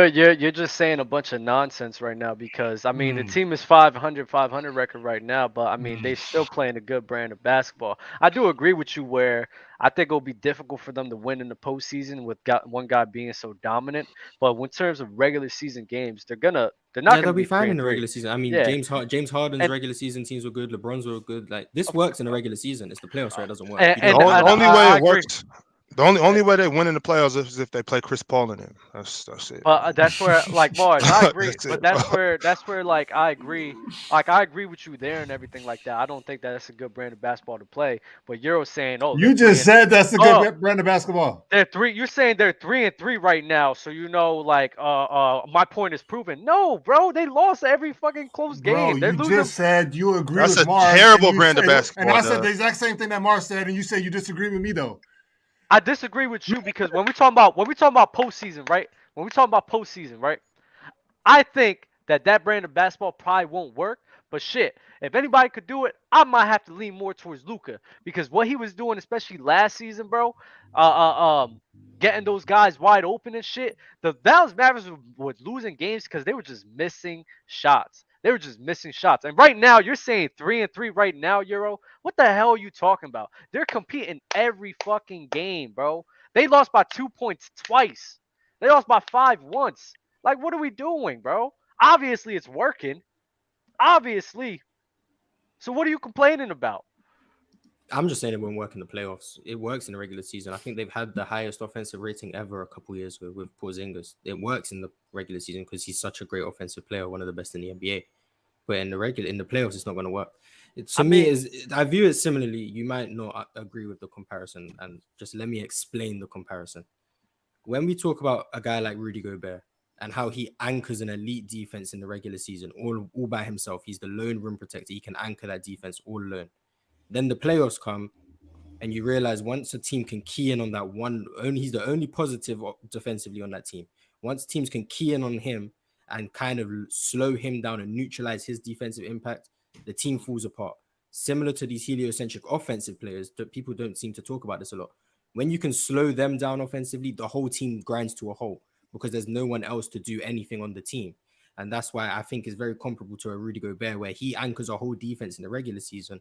But when there's no competent pieces around him and you can hone in on him defensively and slow and reduce his impact, the team starts to look dysfunctional. It's similar with these offensive players. It's very similar, but people don't seem to talk about it. Where if you can slow them down, even if you slow them down 10%, the team looks so much worse because they do everything on the team. And then you start saying, well, it's not his fault. He has no help. Similar to what I do with Rudy Gobert on defense. He has no help. So he starts to look worse in the playoffs. But no one talks about how these offensive players look worse and they just blame the teammates. LeBron James has got this treatment his whole career because when he gets slowed down or you can limit him a little bit, the team looks so dysfunctional because when you have a player with an offensive load like Luka, I think he's at like 67%. His offensive load, his time of possession is over 10 seconds per possession. If you can slow him down a little bit, the team looks terrible. And it's very similar to how I feel people view Rudy Gobert. But Rudy Gobert gets hated and guys like Luka get lauded and loved because they do everything offensively. It's the exact same thing on different sides. I see your point with there, but let's look at Luka Doncic. When in a playoff series for majority of the time where the offense didn't look great. Clippers, it looked fine. Both seasons. Last season, he was going crazy with that team. Last season on Golden State Warriors, what had happened was those guys just wasn't missing shots. And honestly, in my opinion, he just lost to the better team, right? He needs They to won. pass They the won ball. game. They won. I think the game they won was the game Luka shot quite poorly. I think Reggie Bullock went crazy from free. That was the game they won. But even in that Warriors series, Luka Doncic got his numbers, but the offense didn't look as good. And the reason it didn't look as good is because the Warriors knew it wasn't about stopping Luka. You don't stop guys like Luka. It's about stopping everyone else. And when no one else has the ball, it's much easier to slow down other people because you don't really focus on them as much. I think that's more to. I just don't think that he's on the championship caliber team. I think he needs another guy on the team with him to alleviate some pressure. I mean, Exactly. Spencer. So you agree he can't win playing like this? No, Jalen Brunson and Spencer Dinwiddie. I don't think those are guys that could change the momentum of the game. But if you add like a Paul George or a secondary component to that team, I think with his play style they could make a run because I believe he'll share the ball with that guy. He's not gonna pass the ball to Paul George he shares the ball with Spencer. He shares the ball with Jalen Brunson. Like, let's not do that. Let's not act as if he just don't share the ball with those guys. He definitely Nobody does. called him selfish. Yeah, he's not selfish. I didn't say any of that. He just has so much of a burden offensively. It's not going to win. Same reason Rudy Gobert had such a burden defensively. When there's no other real pieces around you and you don't use them, they're not well coached for Rudy Gobert defensively. You don't win with just one person having to anchor an offense or a defense, and it never wins. It never works. They went to the Western Conference Finals, and they were never going to win. You can get through a couple of rounds in the playoffs. You're never going to win. I agree, but that's more to. Well, not never. There's exceptions. That's where the misunderstanding lies. That's where the misunderstanding lies. You're saying they're not going to win because of play style. I'm saying they're not going to win because I just don't think they have the adequate pieces. I don't think that they have the pieces necessary in order to win a title. And Luka could do as much as he possibly could, but I don't think Spencer Dinwiddie or Christian Wood, arguably being your second best player on your team, could win you a title. But once he gets that secondary component, and he is going to have to adjust to playing with that secondary component, I'm not going to say no, but I think that that's going to be a title run and probably a title favorite in my opinion. I mean, Dub, he's not going to have such a burden offensively when that happens once he gets better players. You're just Dub, saying I asked you before, Dub, who wants to play with Luka? I think a lot of people would. Same answer you gave last time. I think a lot of people would. It's just like, you don't think a lot of people wouldn't? Luka's had the highest offensive load in every playoffs he's ever been in. Every single one. He's had the highest burden offensively of any player in the NBA. And he's been in the playoffs 3 times. And he's had the highest in the league every single time. But do you think that would be the case if he actually had a secondary component? Do you think that would be the case? You're saying what I'm saying. He can't win like this. And they need to get him better pieces around him so he can play differently. Playing like this isn't going to work. But people people think you give Luka other players and he's going to be doing this and they're going to win because there's better players. No, when he gets better players, he's not going to be doing these 36, 9, and 8 because he's not going to have to. It doesn't mean he gets worse. Oh, okay, that's what I'm saying. Oh, okay, this stuff is not. It's not like he's going to do this. You give him another star, he's still going to be doing this, and they're going to win. No, he's going to have to do less in terms of the pure box score. Some people are going to say, "Oh, look, Luka's gotten worse because they only analyze the game through the box score." You're arguing Euro's point because Euro's saying some bullshit. Euro's saying some bullshit. Oh, they're not going to be winning and stuff like that. So what are you talking? You talking about winning a chip? Mars is saying. Oh, now you're gonna say the same thing he's saying. Now you're gonna say because you talk about, oh, that's not winning basketball. That's not winning basketball. Dub, you guys are both right though. It's a combination of both. He doesn't have enough talent. Nah, the way Euro be coming is ridiculous. He comes as if Luka's just such a burden or some shit just because of that. I ain't say shit about burden. Stop That's it. How you come. That's how you come. That's how you come, son. Stop it. That's how you be. That's how you be leading it on. Stop it. No, he's not going. He's playing like this. Ain't going to win them shit. Well, no, shit, they you went gonna to Western watch this back. Last Also, year. So that's you watch this back when we're done. Watch this back and also read the chat. Fuck the chat. What you saying is crazy, bro. They went to the Western. You talking about winning, bro? So winning a chip and that's it. That's all that winning is. Next topic.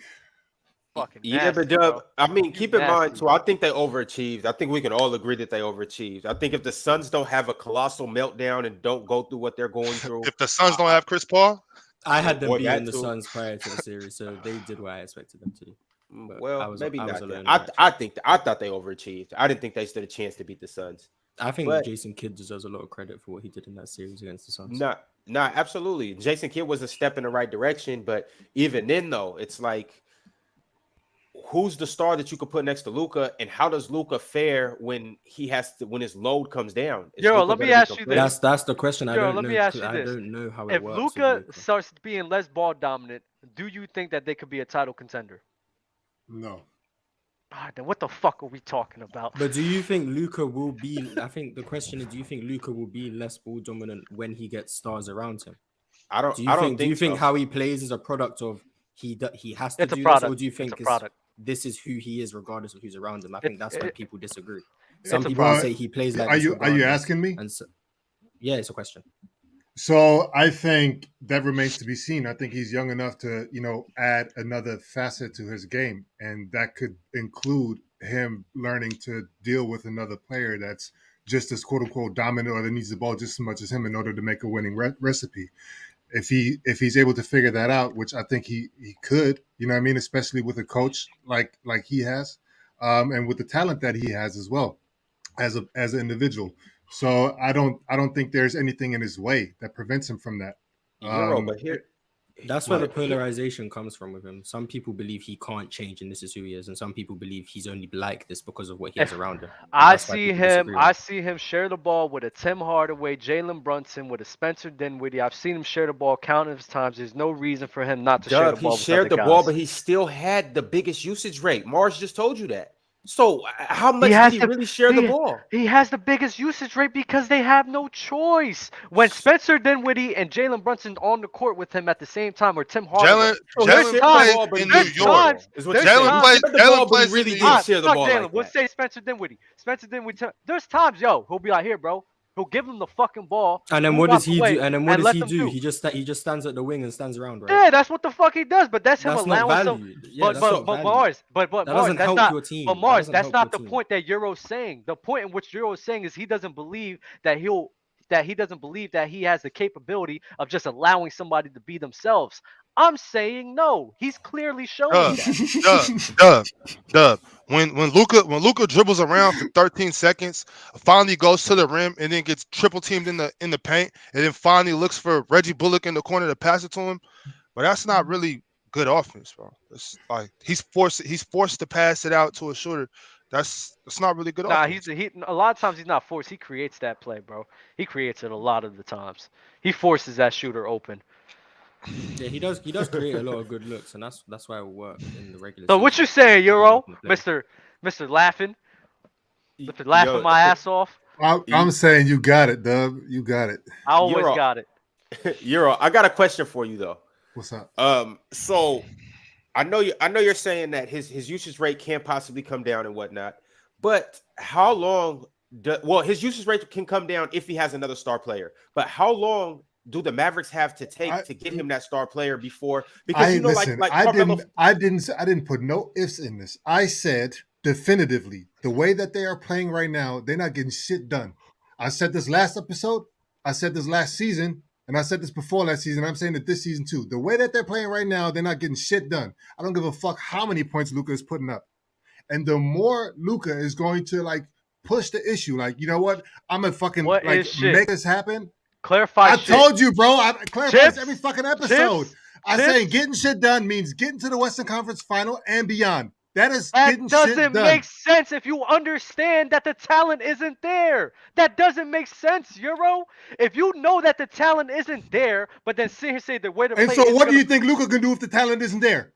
I don't think they're winning regardless. What do you think Luka can do if the talent isn't there? You're saying it just annoys the shit out of me because you're like, I asked you, I'll say, yo, if Luka adjusts his game, do you think they're winning the title? No. Now you're sitting here saying, well, Luka playing this way, they're not winning a title. It's like, bro, obviously the talent. That's not what I said. That is not what I said. That is not what I said. Mars asked me a hypothetical, and I said, do I think Luka is capable of that? And I said, there's nothing that I believe that stands in his way to develop into that type of player. That's what I said. I ain't say that just, you know what I mean? He can switch it up. And right now, what's your reasons right now? What's your reasons right now? You just said out your mouth, the Mavs. You just said out your mouth. You just said out your mouth, the Mavs are it. You said the Mavs playing the way that they are, they're not going to win shit. That's what you just said.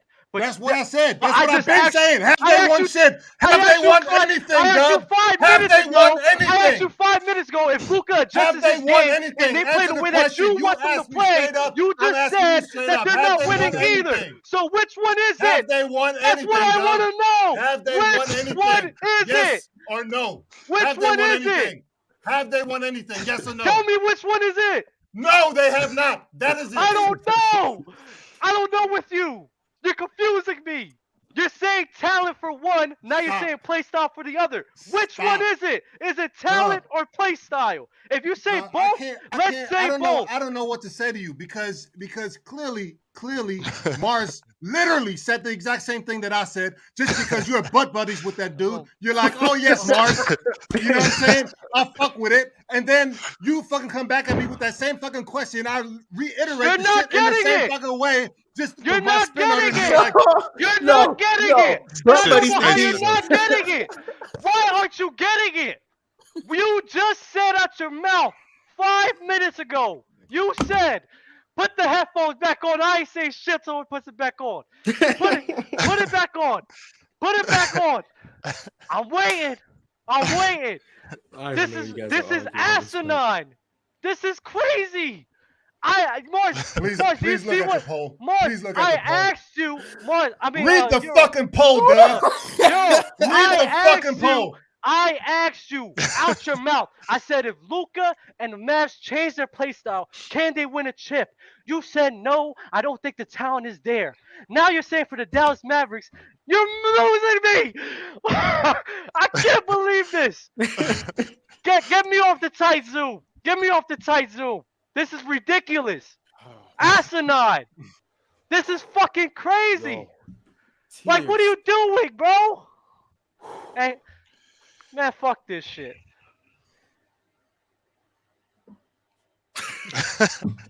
Oh man, he out of there. Whew. And let's let everything simmer for a second. Moment of silence for Dub. Nigga yelling got my ear sweating. Oh man, yo, Mars, that's your man. That's your man's. Mars, do you see what we were talking about? Mars, let's ask Mars. Ask Mars. Let's do it right now. Mars. Oh, yes. What did Euro say? Oh, damn. I don't know. I don't know. What did Euro say? Y'all lost me, man. It got very loud, and I. So what was your interpretation of that argument? From what I knew, I asked Euro, does he think that Luka plays this way out of necessity due to the pieces around him, or if this is who he is, and if he had better players around him, he'd still play the same way? And I answered the part of I think who he is. That's and he said he doesn't know. He has to see it, right? You have to see it him in a different situation to see how he would play. And you said you can't answer that with certainty because it's a hypothetical, right? Right. That's why I understood. So Mars, do you remember the question I asked Euro? I said, if they change their play style, do you think they're winning a chip? Yes. Do you remember that? What did Euro say? He said no. So then, when we talk about the Mavs, literally 5 minutes ago, what does he say about the Dallas Mavericks? That they're like, are you talking about that they're 3-3 or that they won't win? That they won't win because of what? Because of Luka. Either way, Dub, they're not winning. They're not winning either way you spin it, Dub. Because of how Luka's playing. Yes. That's what he said. But now you're saying Europe thinks they won't win regardless, so why does it matter? That's exactly my fucking point. Why does it matter if they're losing no matter what? Maybe they can do better if Luka plays differently. They're gonna lose no matter what. But you can still lose better. Dub, that's what you're talking about right now? I'm assuming. I'm not gonna speak that's for Europe. The whole point I was talking about.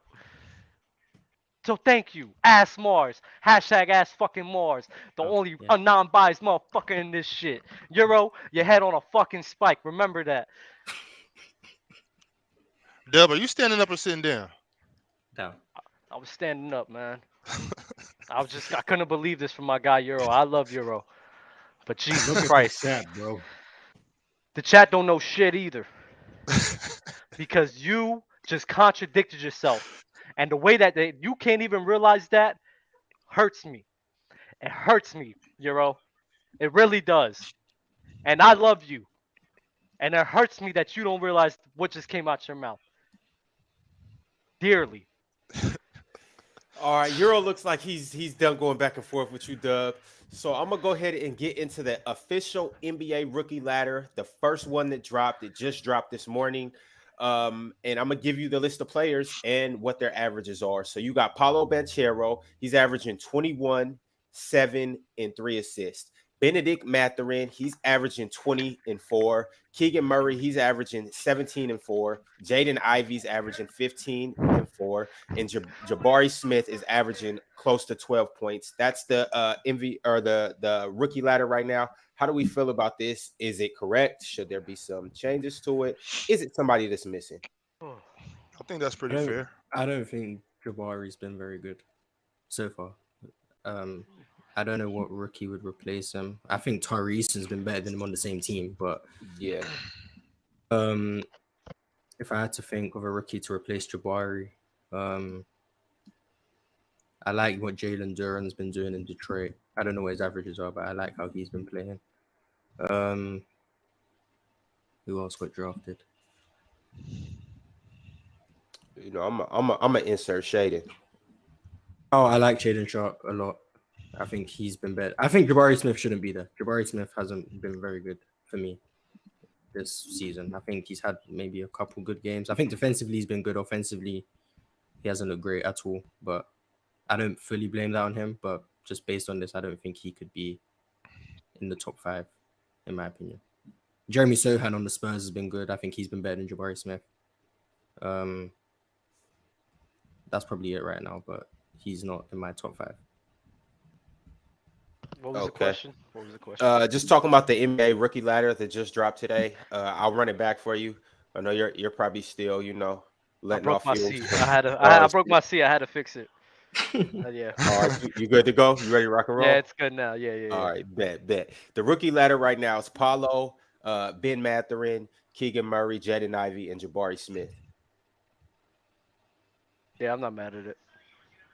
Yeah, that's fine. Yeah, there's none. As long as Paolo's won, I'm cool with that. Yeah, Paolo's been great. Paolo's been amazing. Bobby, I saw. do you want to come in?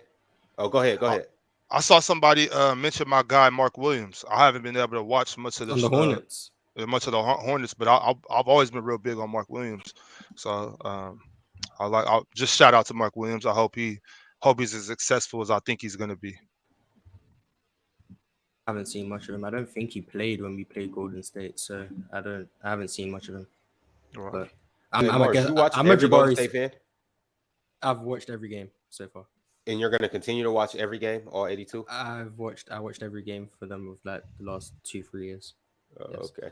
But maybe I'm a Jabari Smith hater because I did say coming into the draft, I don't think he's going to amount to much. I don't see all-star, superstar in Jabari Smith Jr. I agree with that. I saw Mikal Bridges. That's who I saw. I saw a 3-and-D wing. Good defender. I don't think it's as talented as Mikal on the defensive end. No, neither do I. But that's where I see him. Like that's his role to me. I don't see all-star. I don't think he has the shot creation ability. I don't think he's good enough around the rim. But I think he's a good versatile defender who can switch maybe in his prime, maybe 2 through 4 comfortably, 1 through 4 sometimes, and then on some small ball 5s he could probably guard them. But offensively, I think his ceiling is a catch and shoot player and maybe 1 dribble pull-ups. That's as far as it goes. I don't see any shot. I don't see shot creation to a high level. I don't see a 22, 23 point per game scorer. I see 14, 15 on solid efficiency and good defense. That's what I saw for him. For sure. You want to chime in on the rookies? As far as rookie of the year? Just in terms of how they're playing so far. And yeah, I guess you could say rookie of the year, early predictions or anything of that nature. I don't have an early prediction, I guess, but I like the kid from the Pacers, Mathurin. I mean, he's playing extremely well. I hope that they can figure their situation out in terms of Miles Turner and whatnot, and then depending on how that turns out, see what he does. But man, I like what I've seen so far. Man, he's not afraid of the moment. Especially, what was the last game that I've seen him play? They played yesterday or day before yesterday. They played the Nets. Remember, he came off the bench and gave him 30. Yeah. So he had a great third quarter, I believe. Man, I mean, I like him. Yeah, for sure. And the Nets, or not the Nets, the Pacers are actually in a pretty good position with just a couple of their younger players. Like, they obviously they're not gonna win a championship anytime in the next 5 years, but they got Tyrese Halliburton. We just talked about Mathurin, and then Chris Duarte. They played the Nets back-to-back games. So the first game, Mathurin scores 32 off the bench. The next game, Chris Duarte scores 30. So I think between those three guys, got a good group of three moving forward to kind of build around. And none of them might not ever be a superstar league, but you gotta have role players. You gotta have second options, third options, and I think that's a good starting point for the Nets. All right, Ron, say we're looking again. All right, we're gonna go ahead and wrap it up. You guys got any words on the way out? If we don't continue, we just gonna cut it. Y'all got something on the way out? Oh, I got one more super You was chat pushing too. for that 3 out. You pushing for that 3 Oh out. yeah, you already know. My man Van Giovanni DJ Khaled said, if Luka gets Clay, they're probably going to win. This Clay, okay, yeah, no. Not this Clay. Not this Clay. Not out here. Prime Clay, maybe. This Clay. My final words is that Manu easily clears James Harden. I don't want to debate. Okay. No confusion. That was Confucius said that. Manu clears James Harden. That came straight from the scrolls of Confucius. The scrolls. Definitely. Fire. What's up, Dub? What you got to say on the way out? I have a quote that's been on my mind. You would never know how someone feels unless you're the one in their shoes. Quote by Dub. Philosopher Dub. Fire. Mars Euro. Andrew G right. chat, you're a bozo. Say what? Andrew G in the chat is a bozo. That's Fire. Fire. I'm bookmarking this episode, man, for sure. Dub took a major L. That was epic. Stop lying, bro. You put your own head on a fucking spike. Let's not do this. Let's not do this. Dub, you were in your feelings, bro. You was hurt, man. You was pacing back and forth. You got your booster seat to sit up and everything, I never bro. get That hurt. shit was I never crazy. get hurt. But Euro, I'm just letting you know right now. You said a bunch of cap. You said a bunch of lies on today, and it hurts me. It hurts me to sit here and watch you say some shit like this. Mars said it perfectly. It was my Why favorite does it episode. matter? I'm not gonna lie. Why does it matter, Euro? I'm glad. I was I debating. thought we were wrapping it up. Why are we doing this again? Yeah, we're not. It's just post mortem, literally mortem. That was crazy, Dub. Hey, Ron. Body. Yo, why? I seen y'all do that draft yesterday on the panel. Why we don't do it like that? I mean, we could do some draft. These guys be wanting to do drafts. That draft was tough yesterday. I like how y'all did that. That shit was fire. Mars was crying because he had to pick somebody in the 70s. Mars and Low. No, I just don't like being told I have to pick someone from a decade. I want to build my team. I don't like having those restrictions. No, most definitely. But I'm like, we got a collective of brilliant basketball minds. I'm like, let's do something a little creative. It's easy to just pick and choose from the top players, but let's add a little context to it. Low up there with a big ass frown on his face. I'm like, boy, Yeah, but Low's team is trash. That's why he was upset. I think my team was good. I just didn't like rules. The rules was terrible. Making me. Either general, you don't know what you're talking about. Manu clears Nobody Harden. wants to pick Jerry. Bye, Dub. All right, y'all. We'll see y'all. We'll see y'all later. We got Gridiron tonight. Open gym on Friday. Fluent and Chill tomorrow night. That is Thursday night. And we'll be back again on Sunday. Dub, I know you have something to say, so go ahead. Hold on, please like the video before you guys click off as well. Facts. Hey, when is Fluent and Chill coming on? Tomorrow at 6 Pacific time. So 9 Eastern. Bob, I'm not gonna do this with you. All right, y'all. We'll see y'all later. Appreciate you for tuning in. Dub.